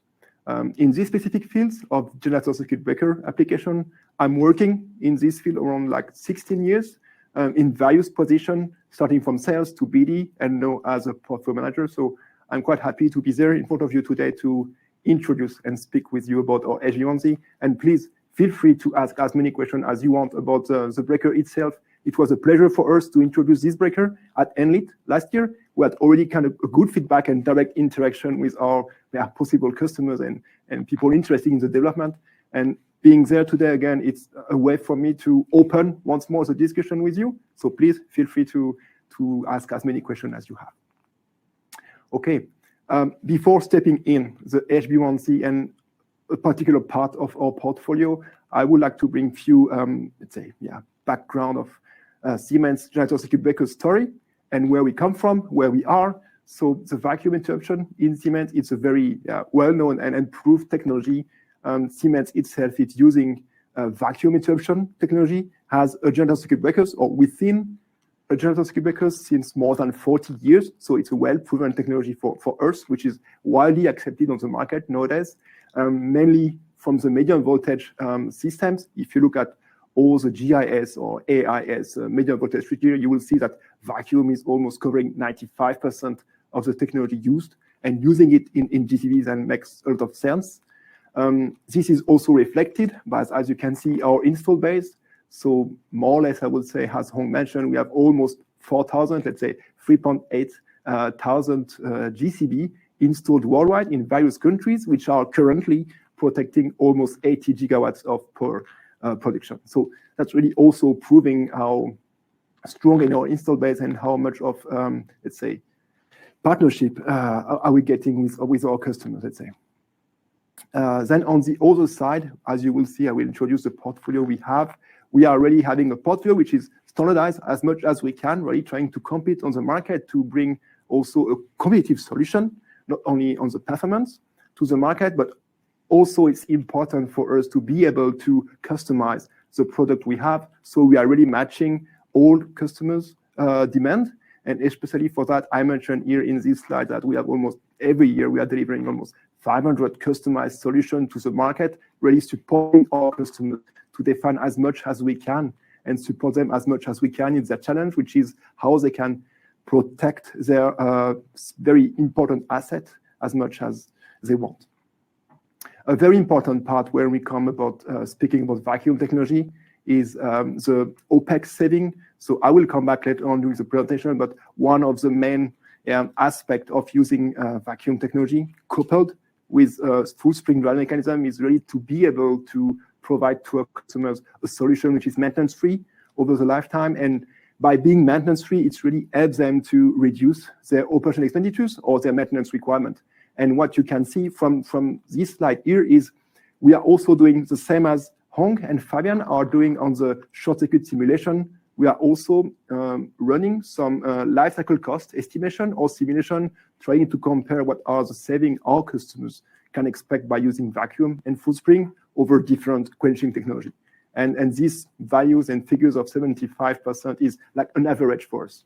Again, here, if you have any requirement or any needs for us to support you in this direction, to say, okay, if I go with Siemens, what would be my benefit? That's where we can also answer you further than just on the technical side with short circuit simulation. And the last 2 points I will come on with is digitalization. So being a part of the big Siemens family here, of course, we are trying to use the best product from our colleagues, and CPROTEC and AssetGuard are 2 major, let's say, piece of protection and protection relay, which is used widely worldwide. So we are also, of course, integrating those digitization devices within our GCB. On one side, to use them as a live condition monitoring system, which is allowing our customers to access on real time what is the health index or the status of their GCB. And on the other side, we are also pushing this forwards to also going much more into the protection scheme and trying to include the GCB as a smart piece of equipment within the power plant. And the last point, before going further with the HB1C itself, is the vacuum technology. So as most of you knows, I would say vacuum is always coming from the medium voltage, and most of the colleagues on the market are providing vacuum technology up to 63, sometimes 72 kA, sometimes 75 kA. But I would say today at Siemens, we are very proud to have been able in the past to, let's say, push it to one of the most performant vacuum technology, vacuum interrupters we have today. And this today is under 10 kA. And that's also showing to the market that this technology can do even more. We believe in this one, and we are really also continuing development to prove to the market that vacuum is the best way we can, or best technology we want to use for generator application. So without further ado, I speak quickly about what are we doing Siemens on the market of generator circuit breakers. Let's have a look on the HB1C. And before going on the HB1C, I would like to introduce you to our portfolio, because we had our colleagues earlier speaking about what is a GCB, how this GCB has to fulfill some specific standard requirement due to its location and vicinity close to the generators. Then we had Hong speaking about some new application where we are quite successful together with some partners to sell this GCB on the market and installing them in synchronous condenser. But also it's important for me today to introduce you quickly what is our portfolio, because we are very proud of it, so it makes sense. Now, looking at the portfolio, as you can see here, we have a quite wide portfolio covering needs of power plants from, let's say, 50 megawatts per unit, if lower, up to 450 megawatts as a power plant. And if we translate that into some kind of rated nominal current and short circuit breaking current, we see that we are able to cover needs in terms of rated nominal current up to 15,000 amps, And as I mentioned earlier, we have our vacuum interrupters, which is allowing us to break short circuit current up to 110 kA. Of course, here being a part of the medium voltage application, we have rated voltage up to 24 kV. As you can see, we have a quite various range here of product coming from a withdrawable product with a very high LSC compatibilization to some very customized product as a VB1, which is a medium voltage cell switchgear, and then also one of the flagship product we have today on the market, which is the HB3. So HB3 is made to be installed together with what we call IPV, so insulated phase bus, and for very high power plant rating up to 400 megawatts. But today, what makes sense for me to introduce, or why I'm here today, is to speak to you about the HB1C.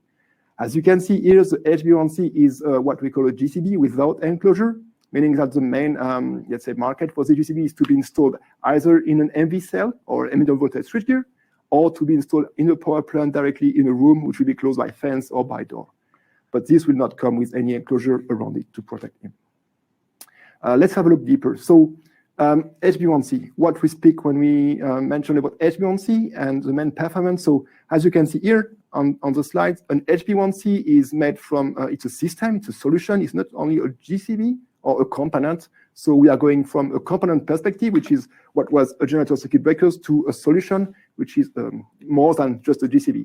As I will show you later on, this HB1C is made of a GCB, a line disconnectors, two earthing switch, but also together with a frame steel support, you can see here, some cables from the GCB, which are connecting those, the GCB function to the control panel.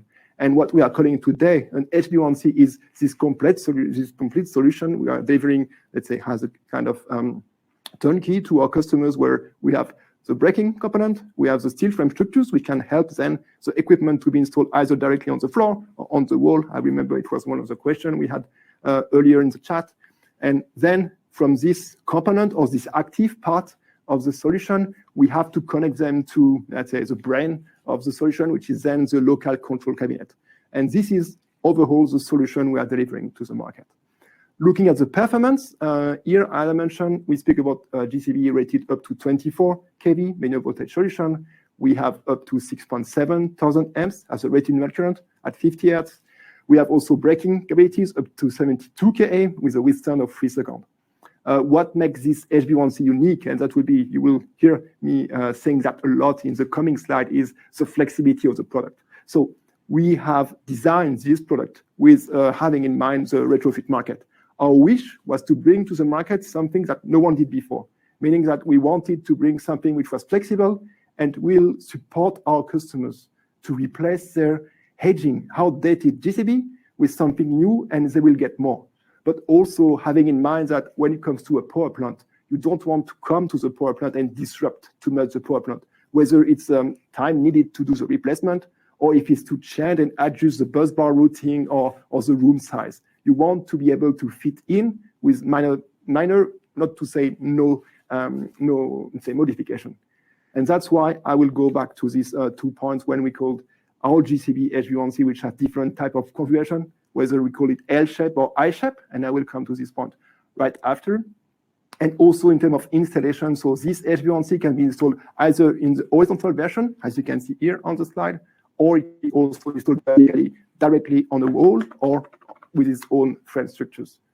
Of course, we are following the dual logo standard, which has been introduced by Fabian earlier.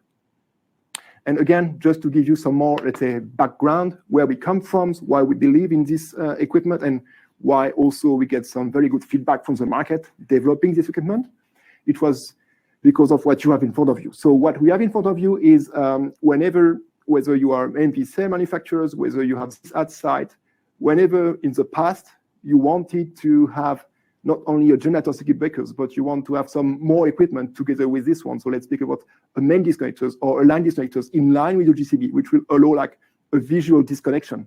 Because when a GCB is open, whether you speak about minimum oil, whether you speak about air blast, whether you speak about vacuum or SF6 ones, you cannot access directly visually that the contact within the arcing chamber are open. And how you do this, how you can prove to your maintenance team which will work on the generators that the contact are physically open. One of the good way of doing this is to incorporate in your main current path these line disconnectors. That's the blue part we can see today on the slide. So when you want to incorporate these line disconnectors, then you have to buy, or in the past, you had to buy a separate equipment and connect it with your GCB. And you see here between the generator circuit breakers, which is shown in red, and the disconnectors, which is shown in blue, you have some extra piece of bus bar, which is this inclination bus bar we have here. Or it could be also flexible breadth connection. And then you will also see that on both sides of the disconnectors and the GCB, we have what we are calling earthing switch. Again, here it's all related to personal safety outside, that whenever you have someone working to prevent any fault or issue with personal safety, you want to get your main current path grounded. This will preserve your personal working on the live path or being approached by the voltage. Again, here in the past, if you had or if you have a wish to incorporate such kind of devices, you will have no other choice than to purchase them as a standalone component and try outside to connect them properly. And as you can see from this picture here, and maybe later on much more visual for you when you will be able to compare it with the HB1C, is all these components are standalone. And in the past, they could also be all type tested based on their own standard, let's say. And today we were also trying to change that to say, well, we are saying these components are all installed into a kind of GCB application, GCB system. It should mean that we should try to test them all together to be sure that they are all working properly whenever they are interconnected together. So that's what we have done, always in the mind of trying to get it more compact, get it more efficient, I would say, in terms of material, because there also is a point of how can we, let's say, optimize the material we are using and delivering to customers. So here, have a look here on what we had in the past and what the HB1C we think is solving. So changing or moving, I would say, from a standalone approach to a highly integrated approach. So what we have done here, as you can see, we took all the different components, which were before standalone, and we tried to mount them around the heart of the system or the center part, which is, in our case, the generator circuit breakers. We are used to call 3H87, which is one of the flagship components we have on our range, which is, again, bringing and delivering a lot of benefits to our customers. So around this heart, we bring directly on the terminals disconnectors, and then again integrating the earthing switch. And as you can see, the concept we come with is almost saving a third of the length, maybe a bit less than a third, I'd say a quarter of the length, which is then even more compact. We are now also being able to get rid or avoid the use of interface busbar between each and every different component, and they are all mounted on the same structures. Let's call it a module. One of the advantage we also believe is this equipment you are seeing today, HB1C, has been type tested together. So all the short time current, all the dielectric resistance are all being type tested with this equipment. So you don't have to look left and right to find the right type test for this different equipment. Here you have one equipment which is type tested together, which is of course assembled and routine tested together with a common control panel. So it's a kind of all-in-one solution, bringing, I would say, the most of each and every part. And I just mentioned that we use this type of module assembly. So we use that before in the past for HB3C equipment. I invite you to look also on a web page for the HB3C. We have a kind of configuration tool which can also help you to better understand the HB3C. We have this approach at Siemens to develop the module approach, because for us, it's bringing into a system all the advantage of having different system, different performance. So what is now mentioned is as a module. It's a part nowadays of the definition you can find in the dual logo standard. I took here the opportunity to copy paste it from the standard what the module assembly definition is. On Siemens side, what we see or what we want to bring to the market as benefit for the module, call it module, is that as all components, disconnectors, earthing switch, and GCB are interconnected together, are integrated on the same function, are all type tested and routine tested together. This is really a way for us to provide to the market, again, with some very high level of reliability, but also, of course, getting it more compact and getting, let's say, getting less material. So always better in terms of footprint of the market, or the CO2 footprint on the market. This said, I will now step in much further in terms of technical performance and also having some focus on why we believe in vacuum technology and why we believe also that this HB1C, when we have vacuum technology coupled or together with a spring mechanism as a GCB is really helping you to be more efficient on your power plant and keeping track of your OPEX, or at least reducing them drastically. And before doing that, of course, I would like to introduce you about the different configurations. So I mentioned earlier that we have different type of configuration for the HB1C, trying to fine-tune them about the existing and legacy equipment. So what we have done before designing the HB1C, we looked at all the different type of GCB which were installed on the market since the 70s till now. And we tried to make it that our HB1C has to be designed to be smaller than equipment, meaning that we want to be able 100% to fit in the existing footprint of your power plant without having to modify it. And to do so, we also realized that by playing with some kind of configuration, some kind of physical arrangement of our HB1C, we will be able to support this. So you will see here what I'm showing is what we are calling the I shape, and I refer to this all along the way to my presentation. I shape meaning that you have in the same axis the generators, circuit breaker, and the line disconnectors. So that's what you can see here. In the same axis, the x-axis, you have your GCB and your line disconnectors. And then on both sides, we have the earthing switch. So here in this configuration, we have the I shape, which is then installed on the frame for horizontal installation. Of course, as I mentioned earlier, we have two different types of installation. One is, as mentioned here, horizontal, but we also can use this HB1C vertically. That's kind of very useful when we speak about hydropower plant, when we have the generators at the bottom of the cavern, and we have all the or ITB going up to the JSUT, generator transformers, and then we have to either implement or replace a GCB. Then we can use this vertical installation, trying to avoid to have the bus bar going with some elbows and C-shaped bus bar to recover the fact that some GCB are not able to be installed vertically. That's also there's some kind of benefit going with vacuum. I will come back on this later. And as I mentioned, so again, here we have an I shape. The reason why we have, again, in the same axis, the GCB and the line disconnectors. So here, in that case, we have an I shape installed vertically.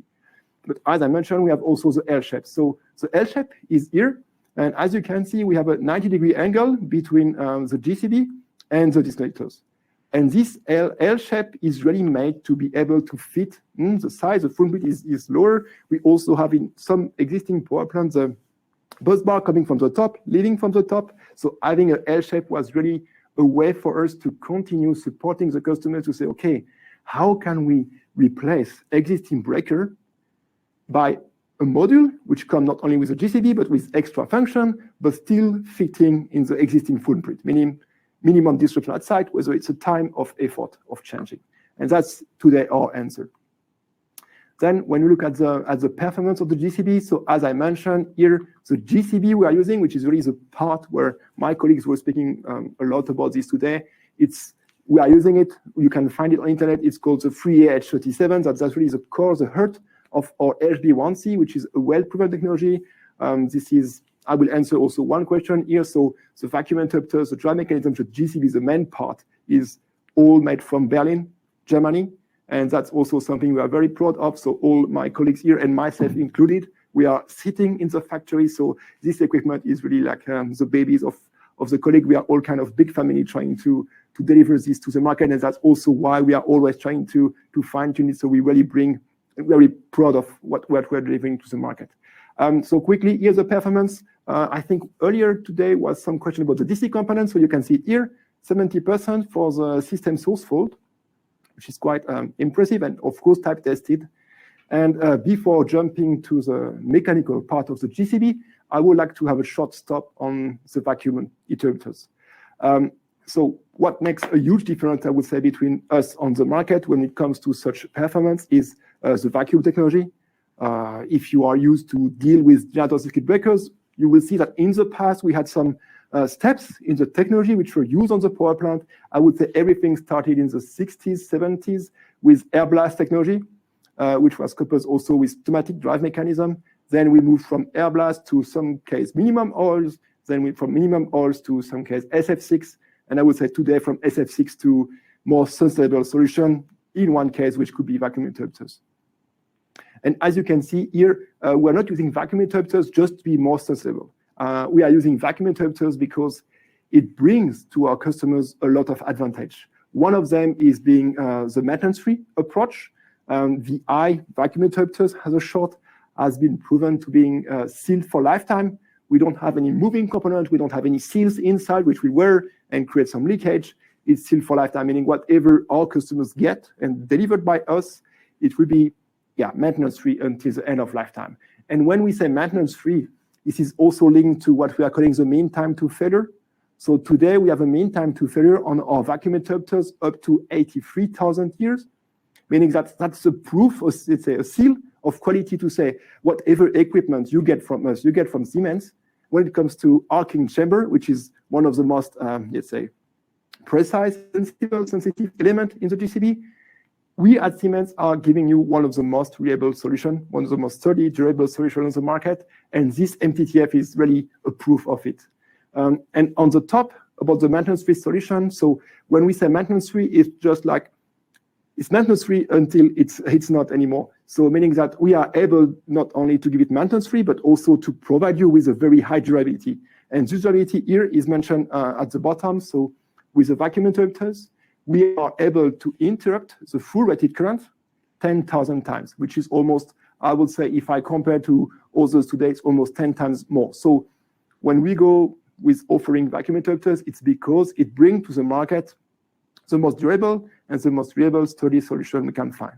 And that's also why we are still continuing and not changing, I would say, our IT development to go from vacuum to some other technology. It's really, we believe in vacuum, and we think it's also bring to the market what the market expects, especially when it comes to maintenance-free. Now, having a look on the breaker. So the circuit breakers is made of two things. On one side, the arcing chamber. On the other side, the drive mechanism. I think I just mentioned about the vacuum interrupters, which is there to open and clear the fault, but without a drive mechanism, it will not do anything. As you can see here, I will just show this one. So M3, yes. So as mentioned by Fabian, we have type tested equipment based on the latest standard. We are able to bring to the market one of the most durable equipment, not only in terms of mechanical opening. So when I said these vacuum interrupters can interrupt 10,000 times the rated current, sorry. And I'm really here to speak about the contact system and the bottle itself. But again, if you want to be able to open this contact system 10,000 times, you have to get the mechanical linkage and the drive mechanism, which also push and operates these vacuum interrupters.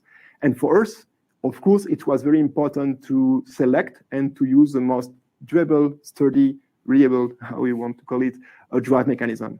And for that, we were helped, let's say, by the SIGRE. So what we have done and what Siemens is doing since years, we are developing our own full spring drive mechanism. Today, the HB1C has the complete range of circuit breakers, generator circuit breakers we have. They are all equipped with full spring drive mechanism. The reason why we are doing this, it's again to bring this level of durability and sturdiness to the market. We want to bring an equipment, and GCB, I think my colleague mentioned, but GCB is always seen by our power plant owners, by maintenance team, as a kind of insurance for your power plant. And you want your insurance to work at any time. And you want your insurance to be reliable. And as such, when it comes to a GCB, you want to be sure that the GCB, anytime you need it, whether it's for opening or closing synchronization or opening on fault condition, you want it to operate properly and to clear the fault, if any. And to operate properly, you need to get, of course, a good quenching method, but of course, a drive mechanism. Here, I mentioned here an extract of the SIGRE report you can find also on internet.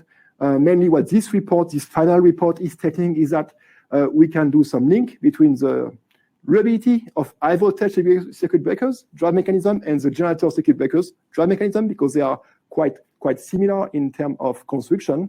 And they are looking to say, well, if we look then about this big picture of the high voltage circuit breakers and GCB, we see that the major failures, what we call major failure, are always coming from the drive mechanism.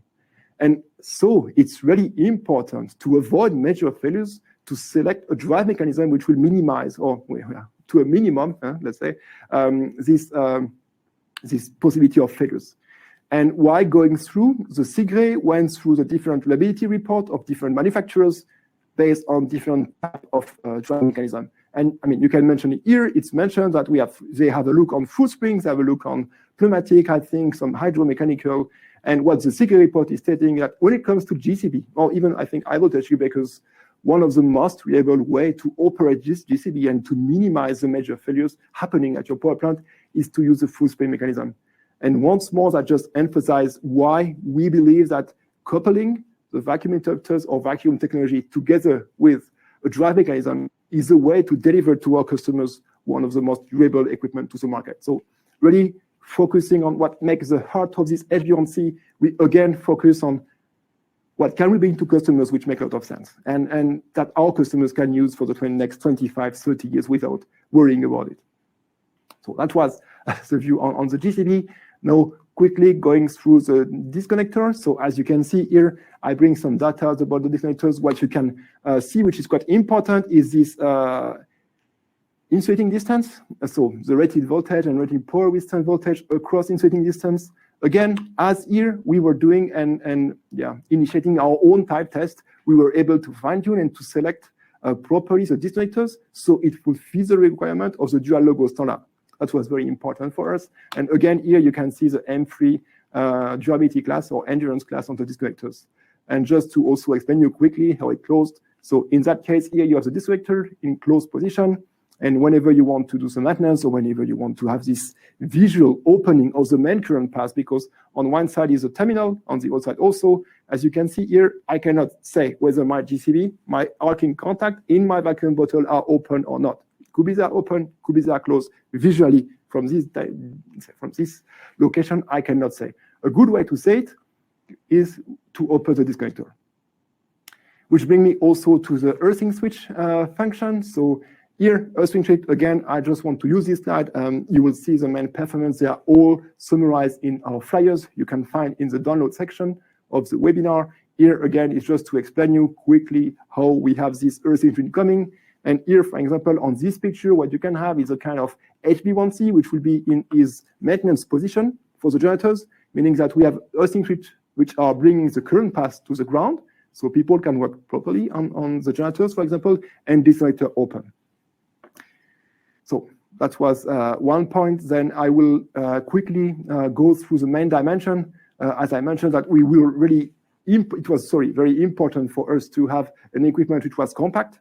So here you can have some very gross estimation of what is today the length, width, and height of our HB1C module in the I-shape condition. On the other side, what I want to emphasize that our GCB is full spring operating mechanism, but the disconnecting switch and the earthing switch are motor operated, and the location of the drive mechanism can be on either side of the module. It could be on the left side, looking from the generator side, on the right side. It's really up to customers to discuss with us and to find the best solution which will fit their needs. And of course, I have the same slide with the L shape, with the same kind of flexibility. Again, here you see that the length is smaller. And again, here the aim was to bring this system to the market, being able to fulfill even more. Sorry for that. Then closing with some data. So I will try just to summarize quickly what we really want to bring, or what, if there was some, not yet the key takeaways, but some specificities and flexibilities we think, and I would say, today we experience also are the one where the market is coming to us. Is on one side, as I said, we are using this module assembly approach, which is now a part of the IEEE in its definition. How we see that as a benefit is mainly because when you are assembling all these components under what I call this workshop condition, it makes sure that it's much more interacted together, much better than if you then only at site start to couple equipment together, interconnect equipment together, then you are safe. All is type tested, all is routine tested, all is delivered as a solution with all equipment already integrated and interconnected together. On the other side, we want to bring flexibility, so it's a standard solution, yes, but it has to be flexible. Why it has to be flexible is because we don't have one old legacy GCB type to be replaced. So here we speak, as I mentioned before, we had in the past some air blast breakers, some minimum oil breakers, some SF6 breakers, which are now reaching the end of life. And it's up to us, Siemens, to provide the right equipment to the market so our customers are able to select from us an equipment, to customize it a little bit, and then to install it, let's say, peace of mind in their power plant. which also linked to get more. So what we're also thinking is, initially we could also thought, well, we have a free H37, which is a GCB as is. Why not to just use this GCB and not bother that much about adding more equipment around?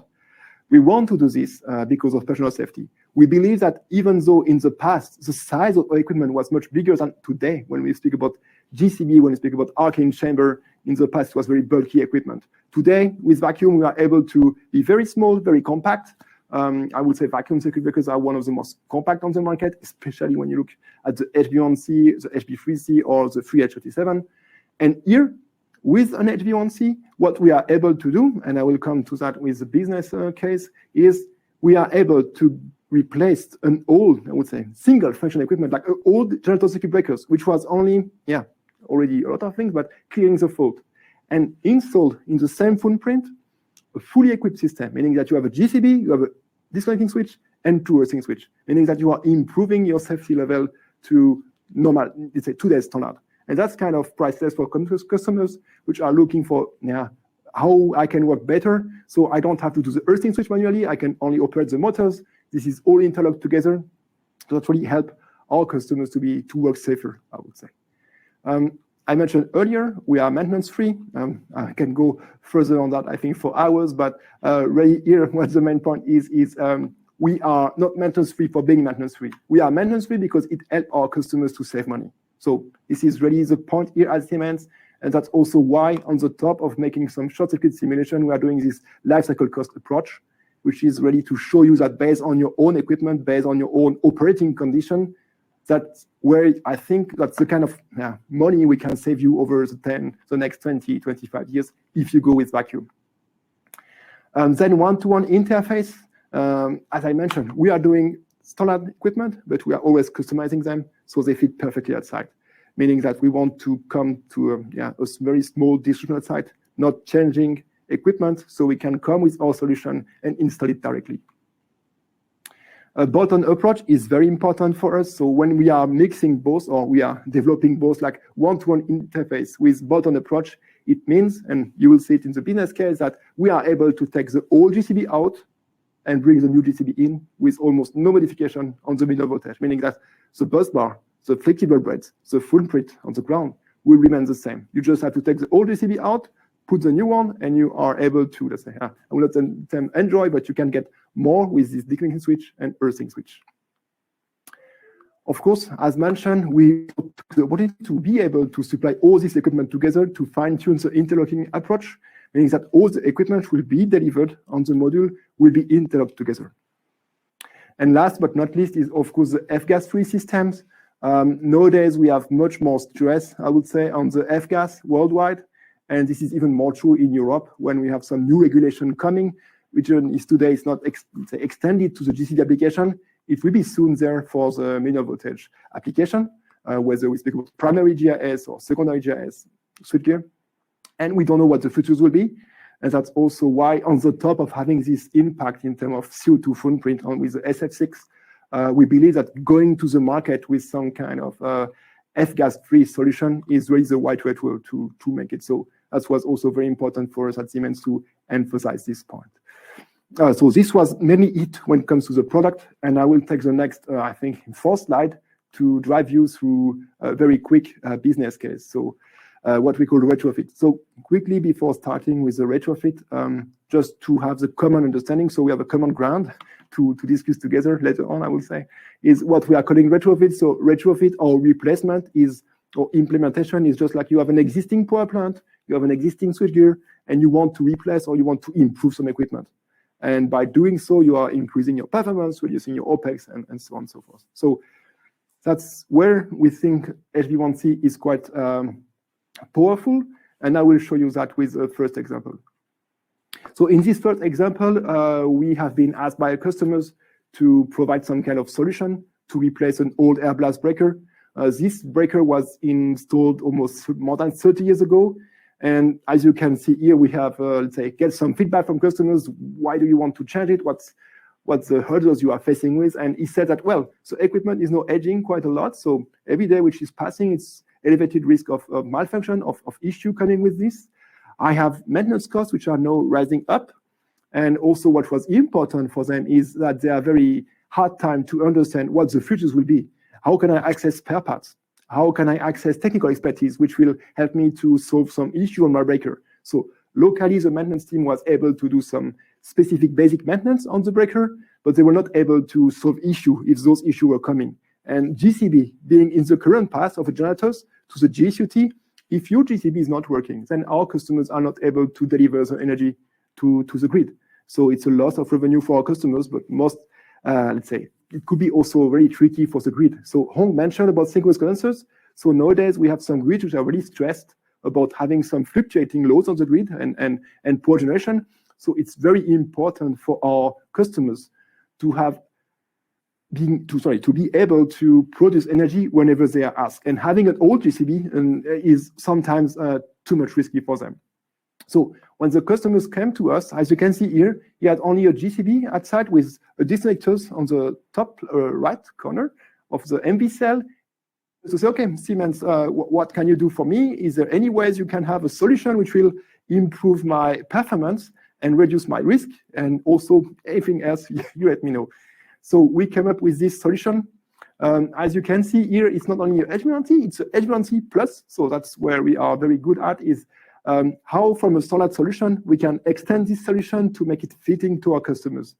What you can see here, it's a HB1C on some kind of skid, which is the blue part, which is supporting the HB1C to have it at the same level as the existing, let's say, busbar interface.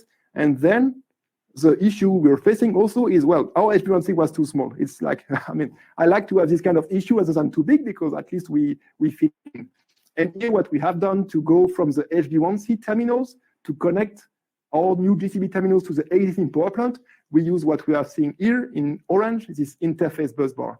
And then to be able to be, as I mentioned, a one-to-one interface, like you take the old one, you put the new one, we have managed to create these terminals, which were at the exact same location and dimension as the old one. So in exact for our customers, what he will get is a complete turnkey solution where he can get his old GCB out and put our new GCB in. He will be even able to reuse the flexible connection, meaning that when you have this kind of solution outside, it's already minimum site disruption. You are also improving your time for replacing the equipment. You are also, let's say, not modifying your existing components. So that's also very important for our customers. When they have some type-tested MV cell, type-tested switchgear, they want to have a minimum modification so they can still have their certification on some other regulation which could apply. And that's also important for us. So the minimum modification we have, the better it is for our customers. And then it all comes to benefit for our customers. Less outage time, so I can do simulation faster.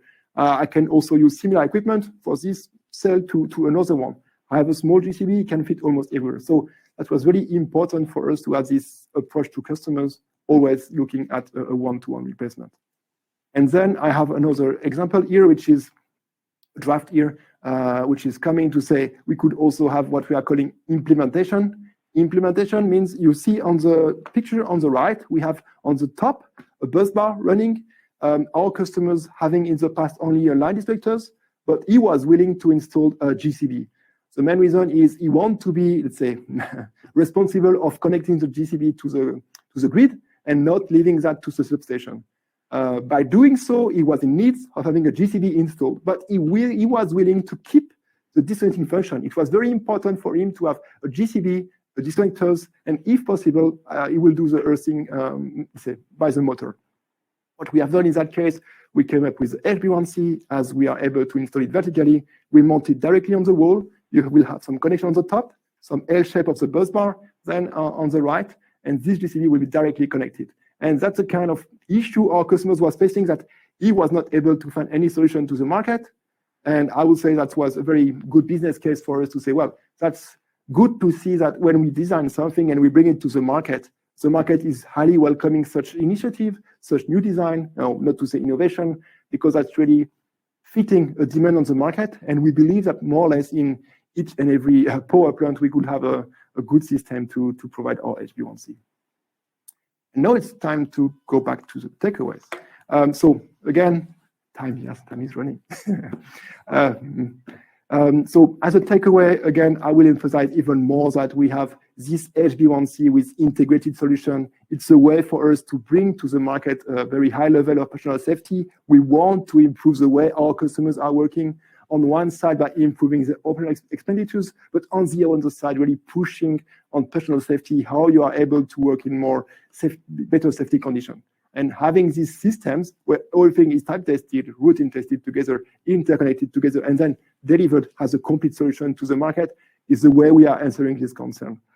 On the other side, as I said, we have also not to bring this equipment to the market and then asking our customers, okay, that's a good equipment, but you have to remove this wall or make this opening, or I cannot access to the final location. You have to widen the door. No, we want it to fit as a one-to-one with existing GCB. So our, let's say, specification for the design was, let's look at what has been installed in the power plant. Let's take the minimum dimension of the existing GCB, and we have to fit inside. And that's, I think, what we have successfully done together with Fabian. And on the last part, coming back to the low maintenance requirement, I emphasize already maintenance free. So we have this HB1C has most of our range, which is maintenance free. HB1C in the case is drive mechanism for 10,000 those operations together, coupled together with our VI interrupters. Again, here 10,000 times interrupt cycle at rated current.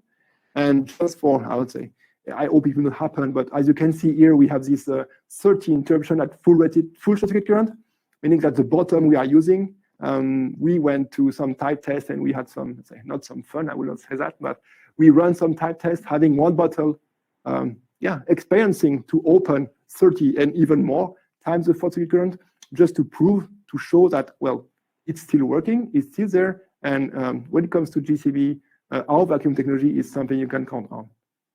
Yeah, that's mainly it for me. Yeah. Great. Thanks a lot, Edouard. Yeah, that was kind of a not a run through, but a lot of information in a short time frame. Thanks a lot. We have still a lot of questions. Yep. We have still some questions from the former presentations. That's why Ong and Fabian will join us again here on stage. But let's start with some question I think might be dedicated directly to you.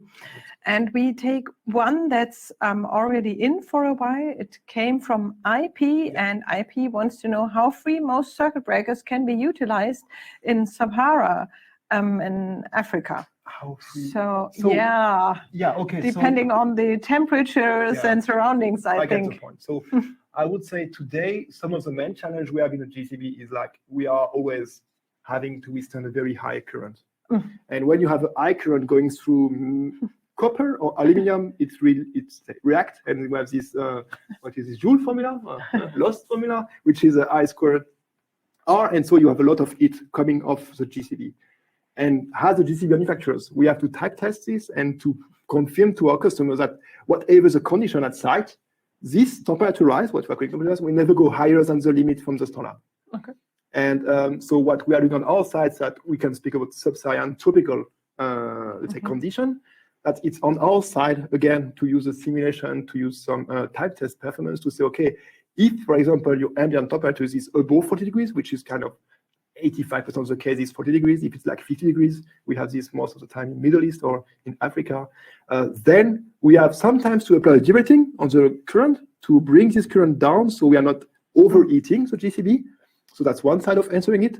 On the other side, when it comes to Sahara, I also think about dust. So that's where we have some equipment like the HB3, which is IP66, which prevents a very high level of protection against dust. And I will just take the quality that we mentioned about the tropical approach also to go on the other way to the Arctic. So we have done, I think it was last year, looking at my colleagues, 1 year ago, some webinars also about the Arctic condition. Okay. If we compare, again, air vacuum to some other components, so we don't have this liquefaction stage that some of our colleagues can face in SF6. So if you go too low in temperatures, SF6 will liquefy or gas will liquefy. As we have vacuum, we don't have this issue. No problem. So it's a perfect fit for us. So we are very pleased today to have a lot of our GCB, which are installed up to -40.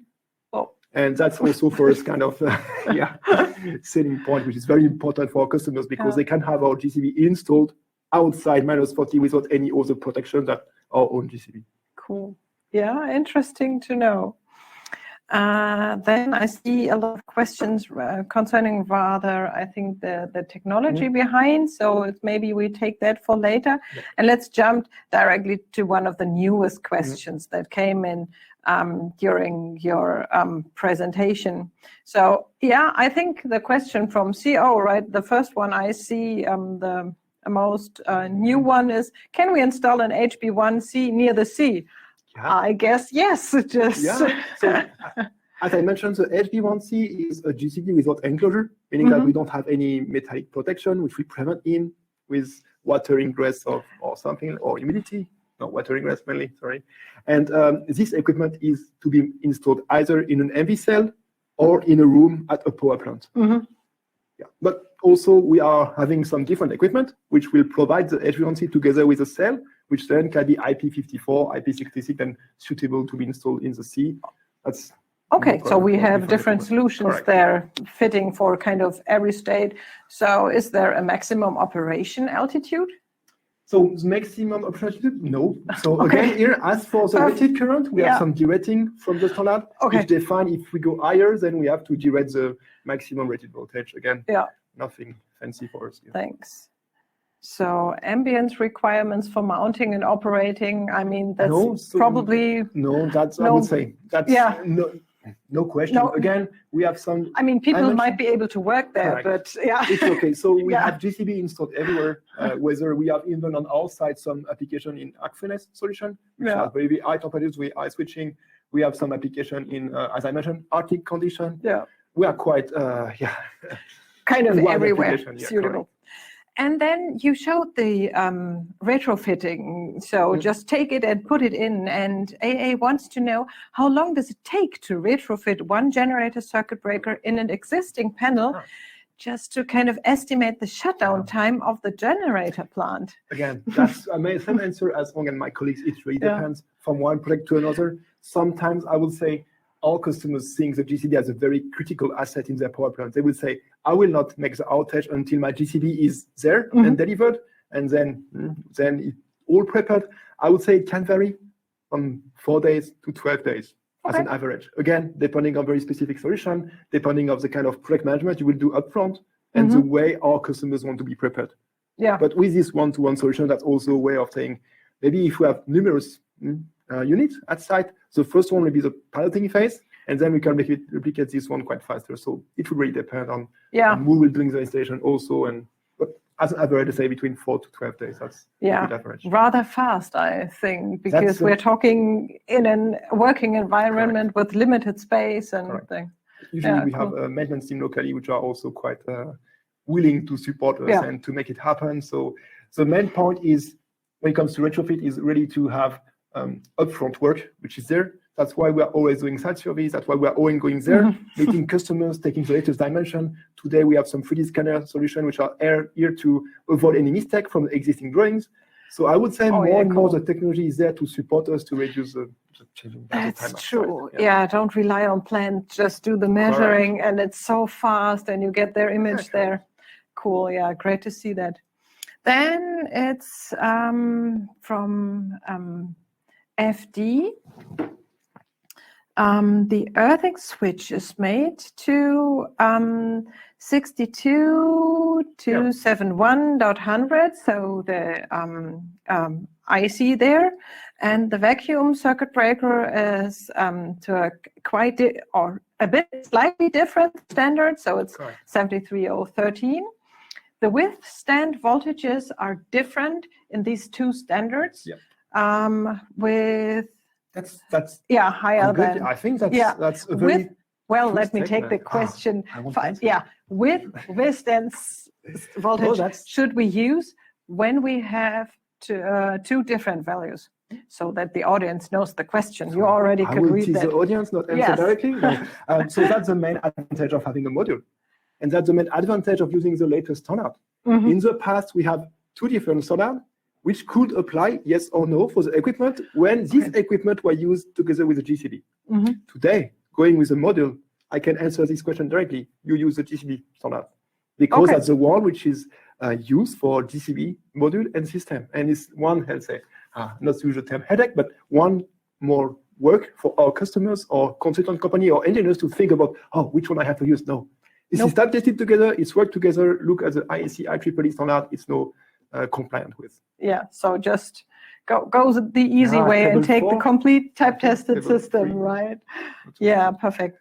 And then I think you already answered that, right? How many times can the HB1C interrupt on fault without maintenance? 30 times, yeah. And you said you already tested that and it was still working. So, even more, right? so yeah, we perfect. tested that too. Yeah, that's why we guarantee 30 times, right? And the next question is, coming from DS, can the HB1C be used with pressurized IPBs? So as such, the HB1C being without enclosure, it cannot be used directly as the one solution. What we can do is around the HB1C, bring it into some kind of MV cell, what we have today in our range, which then can be connected directly with IPBs. Yes, that's something which we work on our side, which was not a part of today's presentation, but yeah, I mean, at least you know, right? And then contact. Oh, that's yes. No. Can contact wear for interrupters be estimated? Yeah. So in America, or I need to advise Gerhard where to find that so that the auditorium can also read it. It's coming from DS, the question, and it starts. Be estimated in numerical protection relay or bay controller, or can it be measured or inspected somehow? So that was one of the one request we get from our customers from this break I show, that they also wanted to be able to have this live condition monitoring system installed on the old breaker, and they were not able to. So if I look at customers in the power plants, they are more and more used to have each and every critical asset being monitored on live conditions, so they can remotely access what's the health index, and even if the equipment is critical, I need to know exactly which work or not. Yes, today with vacuum, we have either the use of CProtect or Asset Guard to do this condition monitoring.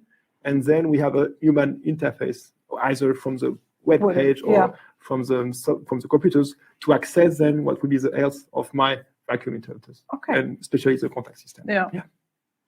And then AGD is curious, is there any video of the operation? Which operation? Maybe of the generator circuit breaker itself. I'm not sure. Well, of the moving operation of the retrofit. I did not do some, but sure. Well, welcome to the factory. We are here in Berlin. We have one HB1C at Berlin, which can be shown and operated. So rather than doing on video, you're welcome to join us at the factory. Perfect. So travel to Berlin, I'd say. Nice city. So, and next question also came in from AGD. The mechanical interlock, for example, with a castle key, and electrical interlock, is both possible? Yeah, so today we have two main systems, I would say, of key interlock on the market. I don't know if I can mention them, but we have castle key, we have Kirk key, mainly for the North American market, and both of them has been already used, whether on the HB1C or different breakers. For us, it's we are using them quite usually because that's best practice for power plant owners who want to have, again, this level of safety, allowing customers to be very safe when it comes to operate equipment manually, so that you are not creating short circuit yourself. That's normally not really healthy, I'd say. Thank you.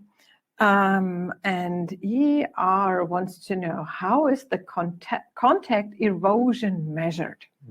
So we are using some very fancy formula. I will not display too much today. Basically, what we are checking is when we are opening the breaker, we are estimating, we are getting the info from which type of current was there when we open, and when the current disappeared. So it will give us the current over the time, and then we just estimate how long it takes, and then we give the right answer. But that's sophisticated calculations behind, right? Not that much. It's kind of widely used. I mean, it's widely known from all the middle place switchgear. We are just there getting using the fruit of our cooperation with the CProtect colleagues, and that's really useful for us. Yes. Use the data. As always, data is the new gold. I know. And then let's see. CP wants to know, for HB1C, you mentioned 179 kiloamperes dynamic current. What about the thermal current that becomes important for faults supplied from the generator, having a longer direct current part? That's a lot of things in one sentence. I can Yes. answer the first part. I don't know about the Okay. last. For the thermal current, so we have many when we are testing some equipment, especially when it comes to short time current, STC. We have two parts, which is one is the dynamic part, which is mentioned here, which is 197 Ka peak, which is there to, I would say, check the breaker, to check if mechanically things will be okay afterwards. So that just to look whether the breaker is able to withstand the peak. So that's a mandatory type test, which is as per the. Then when it comes to my understanding of the thermal current is the 3 second. So what we are also doing on the same equipment, which has been used for the STC, we are running a 72 Ka short circuit current or an current for 3 seconds to see that if we have no damage and if you can open properly the breaker afterwards. So what the standard say, if you go with a short time current testing, once you pass the testing, you have to open the breaker to see everything is fine. Okay. And the last Thanks a part, lot. I'm sorry, I will have to check with the colleagues what's. Yeah, and let's come get back to them you. here I'm on not so sure. stage So and maybe you see can answer if it. they I can can. already answer or if this will be a question The longer that, DC part, that I'm we sorry, take Mike. kind of offline. Yeah, not nodding there. Nevertheless, come and join us on stage because, yeah, Let's you're continue still together, here. huh? Let's continue together. And now then we have to decide who will be the ones answering the question. Okay, that's interesting. Do your breakers have switches for starters of gas turbines? Oh, I can answer that. I like it. So, Okay, yeah, so perfect. for gas turbines, the gas turbine has a very specific way of starting. You cannot just initiate the gas and expect the gas turbine to run. Okay, yeah. So you have to launch it first to initiate. And usually how the gas turbine power plant or owners are doing this is that they are using generators as a motor at first. And to use these generators as a motor, you have to inject current. And to do so, they're using what is so-called SFC, starting frequency switch, which is then connected via the GCB to the generators. So they inject current through the GCB. We have this switch available for most of our complex system. So HB3, HB1, VB1. I'm referring to the portfolio, but yes, we have. And also this switch, coming back to the synchronous condenser, are also used for synchronous condenser to initiate this rotation at first stage after maintenance. So that's a part of our solution, yes. Perfect. Thanks a lot. So, and then I think it might be a question for Fabian, because ND wants to know, since when is the IEC IEEE 622 and so on standard and this version 2021, since when is this version mandatory? Okay, good question. Thank you very much for that. Yeah, when doing a type test after the new release of this version, we have to do this type test according to the new release, according to the new version. So when planning a type test, beginning of 2022, we also have to apply the new version of 2021. Simple as it is. As it is released, we have to take care for that in type testing. Thank you.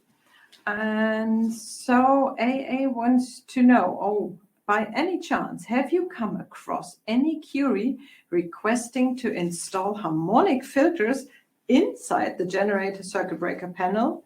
And if yes, what was the reason? I cannot recall any project where this has been requested. More and more what we see is what we call poor quality sensors. So again, coming back to the synchronous condenser, coming back to having a grid, a network which is clean and able to have the right frequency or right quality of power. We have been more and more involved in having power quality equipment installed in the GCB, monitoring this, but so far I never heard about this. Me neither. I think I don't remember that. No. Okay. So we can ask our colleagues. Not further, yet. But so far, no. Not yet. Okay, so we don't have a reason for it because it was not yet there. So, and then GSUT is mentioned in this question from DOH. So I think it's a question to Fabian again, maybe. Let's see, DOH, as it was previously stated, the GSUT is usually connected very close to the generator circuit breaker.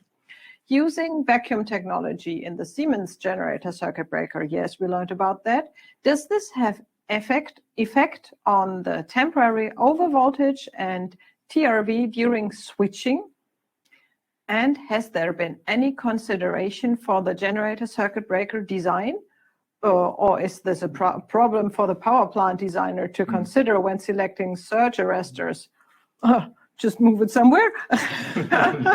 I actually guess this question is coming from the history or based on the history. Oh, okay. Because when we are talking about vacuum interrupting technology, there was always a phenomenon of current shopping.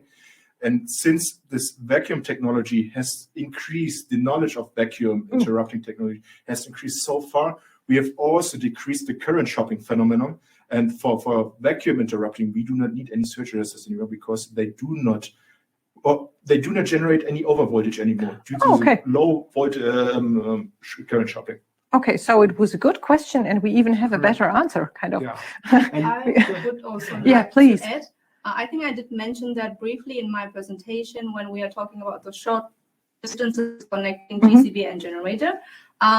So we have a highly inductive circuit, short small capacitances. So therefore the TRV is nothing than the voltage occurring after the current interruption. So as Fabian mentioned, it comes from the history. So mainly used in the past is gas SSX circuit breaker. And there are two different switching media. So vacuum circuit breaker can handle very high TRV. They recombine very fast. So you want to know more about that, we can help with explanation. And gas breaker are a little bit slower. So the requirement for GCB in the standards needs a higher RRV. There's some terms and numbers. So let's say if a media is not fast enough to recombine, it needs to add capacitance to cope with TRV. And vacuum itself is very fast, so it doesn't need. So that's just answering directly the question with the TRV of interruption. But I just want to add what Fabian has already mentioned. Yeah, perfect. So thanks a lot for this comprehensive answer. That's why we have these experts here to give you as many answers as possible. And we continue the journey there. What does the Regi want to tell me? Do I have to? I need to come back in the. I mean, you experts are most important. So I'm just reading the questions. But yes, I'm still here, not just the voice in the background. So FD asked, breaking current up to 110 kiloamps. Is this symmetrical current rating? Yes. Yes, that's a simple answer. Yeah, correct. So basically, whenever we call our breaker or when we show a breaking performance capability, it's usually the one which is on the symmetrical current breaking from the system. So yeah, that's what the standard requires. You have to name or rate your breaker with that value. Yeah. And then KK wants to know, once again, we mentioned simulation a few times. Is there a simulation if we have a fault during out of phase synchronization at the generator end or at the system end of the generator circuit breaker? I mean, out of phase mean you synchronize generator and the system, so the breaker is in between.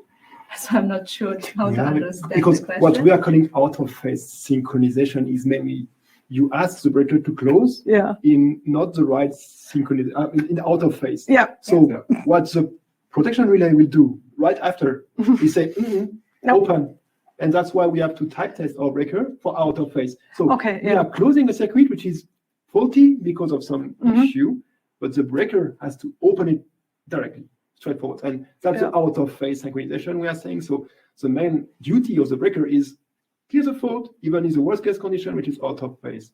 So I would say by itself, the out of phase is one fault. So what we have to do is to clear the fault. They were asking for simulation.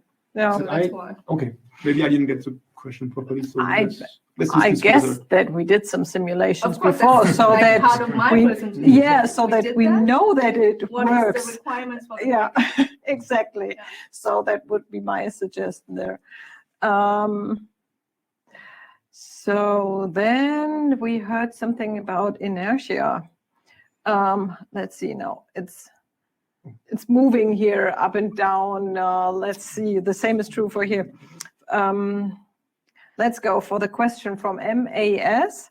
Why sometimes the fault doesn't interrupt by the distribution circuit breaker and sometimes by the generator circuit breaker too, and eventually cause a generator shutdown? I can take over. I mean, first of all, it depends on what the breaker itself, whether it's distribution or GCB breaker is tested for. I mean, which duty can the breaker fulfill? Secondly, it depends on the protection scheme of the system. We get this as input to size the system. That's what I can say. Yeah. So it depends on what the customer has for a concept, and he says, okay, disconnect the breaker closest to the system, or always disconnect GCB first. That we cannot say. I mean, depending on the designer.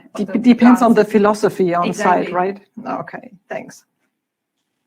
And we take some more questions, I think. So RN wants to know, the M over C inertia is tied to cost. What's the driving element? I don't know what MC means. Me neither, but that's true. Inertia is kind of tied to cost. Okay. Any idea there what that means? Okay, I guess maybe it's linked to my yeah. presentation because I highlighted the inertia Yeah, as input that's true. information. I'm not saying that you guys need to modify your generator to fit our requirements. I'm just saying that depending on the machine and the inertia value itself, the results can differ. So do not modify your generator, just give us this information. That's what I meant. Yeah. So the current configuration is important to know about. Exactly. You don't have to modify it. Yes. Okay, thank you. So there, next question coming from CP. So fast disconnecting faults means also high voltage peaks. Are there foreseen discharges of the peak values to protect the insulation of the generators or the motors? Come back to TRV again, I think. Yeah, I think firstly is this TRV value from the generator application when disconnecting that. I think I explained that firstly. And secondly is, of course, this current chopping level, what Fabian mentioned. So we are using a different type of contact material now in our modern vacuum tubes.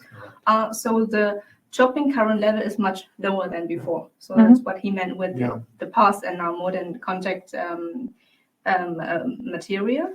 And that's I mean, other parts we need to check like what application has been dealing with, what kind of current is to be interrupted. But all of that can be simulated, and then of course there are standard and test duties for that to prove that. Thanks a lot. And I think the next question we already heard an answer, right? What kind of simulation software is used? Yeah. Do I remember it correctly? Something with Do you? no, sing and then Actually, we are actually using PSS Netmark currently. PSS. Yeah, that's what I remembered. So almost correctly. Thanks for that. So let's see. KSA wants to know, what is the value of induced voltage after circuit breaker on-load opening? It has been explained before. I mean, the induced voltage always depends on what is the inductance and the resistance and so on in the circuit. The breakers are just open at a certain time, and then when the current comes to zero, it can interrupt. So we need to know the info about the grid, about the system, to estimate, I would say, these kind of induced voltage. And then, as we said before, chopping current level is low. So it's all linked to the system value. Yeah. I cannot generally say how much this value will be. Depends on the configuration Exactly. once again, right? Yeah. And then we go for the next question from CP. So in the older standards for grid circuit breakers, it was possible to close a circuit breaker having opposite voltages, so operator or scheme error, on the two sides without being dynamically and thermally damaged. Is it the same for the generator circuit breaker? Yes, this out-of-phase testing duty. Yeah. It's defined in the -100 for distribution breaker and is also defined in the GCB standard. So yes, it's the same for GCB. No problem, right? Yeah. Oh, and then AA wants to know something about island mode. Can the Siemens generator circuit breaker operate with any generator protection relay for both island and non-island modes? And do you think that each mode should have individual protection settings based on different simulations? Should I take over that one? My specialist there. I think they came in during your presentation. Could be, yeah. Okay, so the difference between island and non-island modes is just the numbers of, let's say, big transformers. So in island mode, you have a lot of smaller generators. So when we came back to our slides with this generator source current, we see a lot of delayed current 0. So in island mode, the possibility to deal with, let's say, relatively smaller current but higher DC component is quite high. So that's what you have to take into account. And in non-island mode, you have the stepper transformer, great higher current, but the DC components a little bit smaller. So that, like the short circuit current level need to be differentiated between these two modes, and the DC components, whether delayed current 0 or not, need to be taken care of. And I know for a fact that the island modes or island networks usually have numerous number of generators, but of smaller size. So I think it's a part of at the end of the presentation of Fabian, the last few slides. If you receive the presentation later, you can see that. Take a look on that. Yeah, so that is what I can comment so far about the protection settings. About the timing, I don't know that depending on your system philosophy, we can provide the protecting device, which can interrupt certain type of currents. Everything else, we need your input, how to simulate or let's say modify our simulation, just fit your need. And what we'll do to select the right circuit breakers, we just take with the worst case scenario, just to be sure that in any case, whenever the fault, if the fault occurs, we are here to clear it. And then yes, please. That's true. And we'll take one more question here from RN. Will the breaking time be longer for a generator circuit breaker due to no current 0 crossing? I think that was in some of the diagrams, right? Yes. So generally, yes, because you see the delayed current 0. And that's why there is a test duty, if I remember correctly, in the standard test duty 6B and something. If it says you have to test your GCB for dealing with delayed current 0 long time of minimum of X periods. So yes. And that's the main difference between distribution breaker and generator circuit breakers. Yeah. And that's also why we have this specific standard, because of this requirement. Yeah. And I'm not sure if we already answered that. What is the generator circuit breaker rating which is used for these tests? I don't know what the type test. It's the rating of the device, and then we test each device according to the test duties. And let's say the HB1C is up to 72 Ka, and that's the value we test with all these remaining factor. HB3 is, for example, 110, so that's the value we start with the different test duties. Okay, so thank you. I answered the question. I think so. Let's see. I think we take one last question and the rest will be answered in a written form. You know that one, so we take that. I thought, I wanted to bring it in, so thanks for finding it again on the list.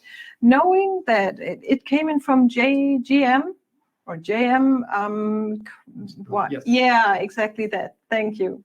So knowing that the genset cannot produce more than its nominal current, why breaking current is that much higher? Why? Well, can we monitor through SCADA? And now let's see what you make out of that.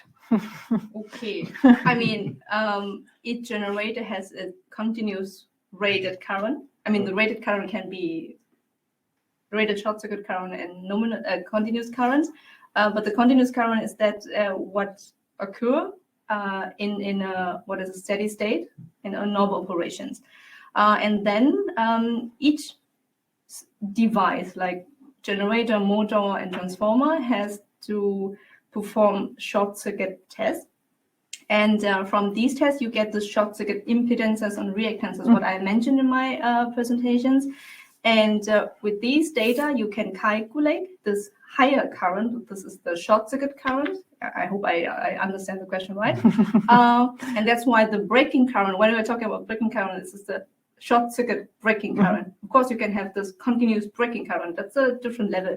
And because of that, I think the factor is usually 10 times different, like 10. The factor is 10 between continuous current and short circuit current. So that is why the breaking current, short circuit breaking current, is much higher.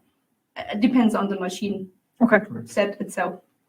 So once again, depending on the configuration, right? Exactly. And mainly the way not we are monitoring, but power plant team is monitoring it, is we have instrument transformers within the enclosure, which is then helping our customers to have a view on what's happening on the voltage part, on the current part, and all of this information is then brought back to the DCS room or SCADA system, which is then using C-Protect relay, for example, a protection relay, to then define when it's time to open the breaker due to a fault. So,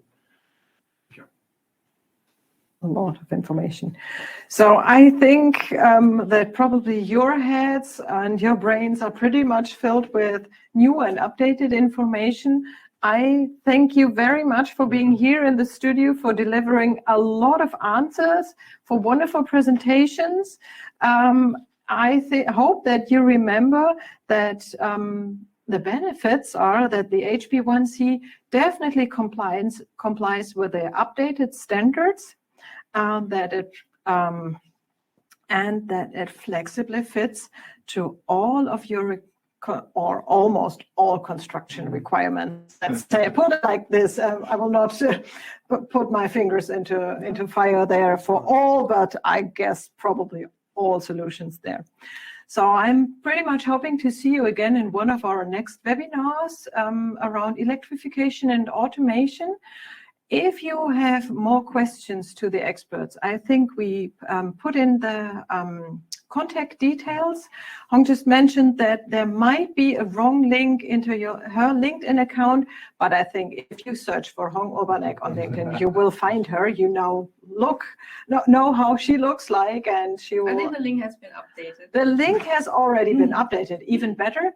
And on the presentations, you get the contact data. So yes, you get access to the presentation, to the webinar recording, to any kinds of flyers we mentioned. There will be links in there. And I think in a few days, it will not be today and not tomorrow, probably, we will send out answers to the questions you had to the experts. So thank you so far. Stay curious, keep your assets protected, and see you next time. Goodbye.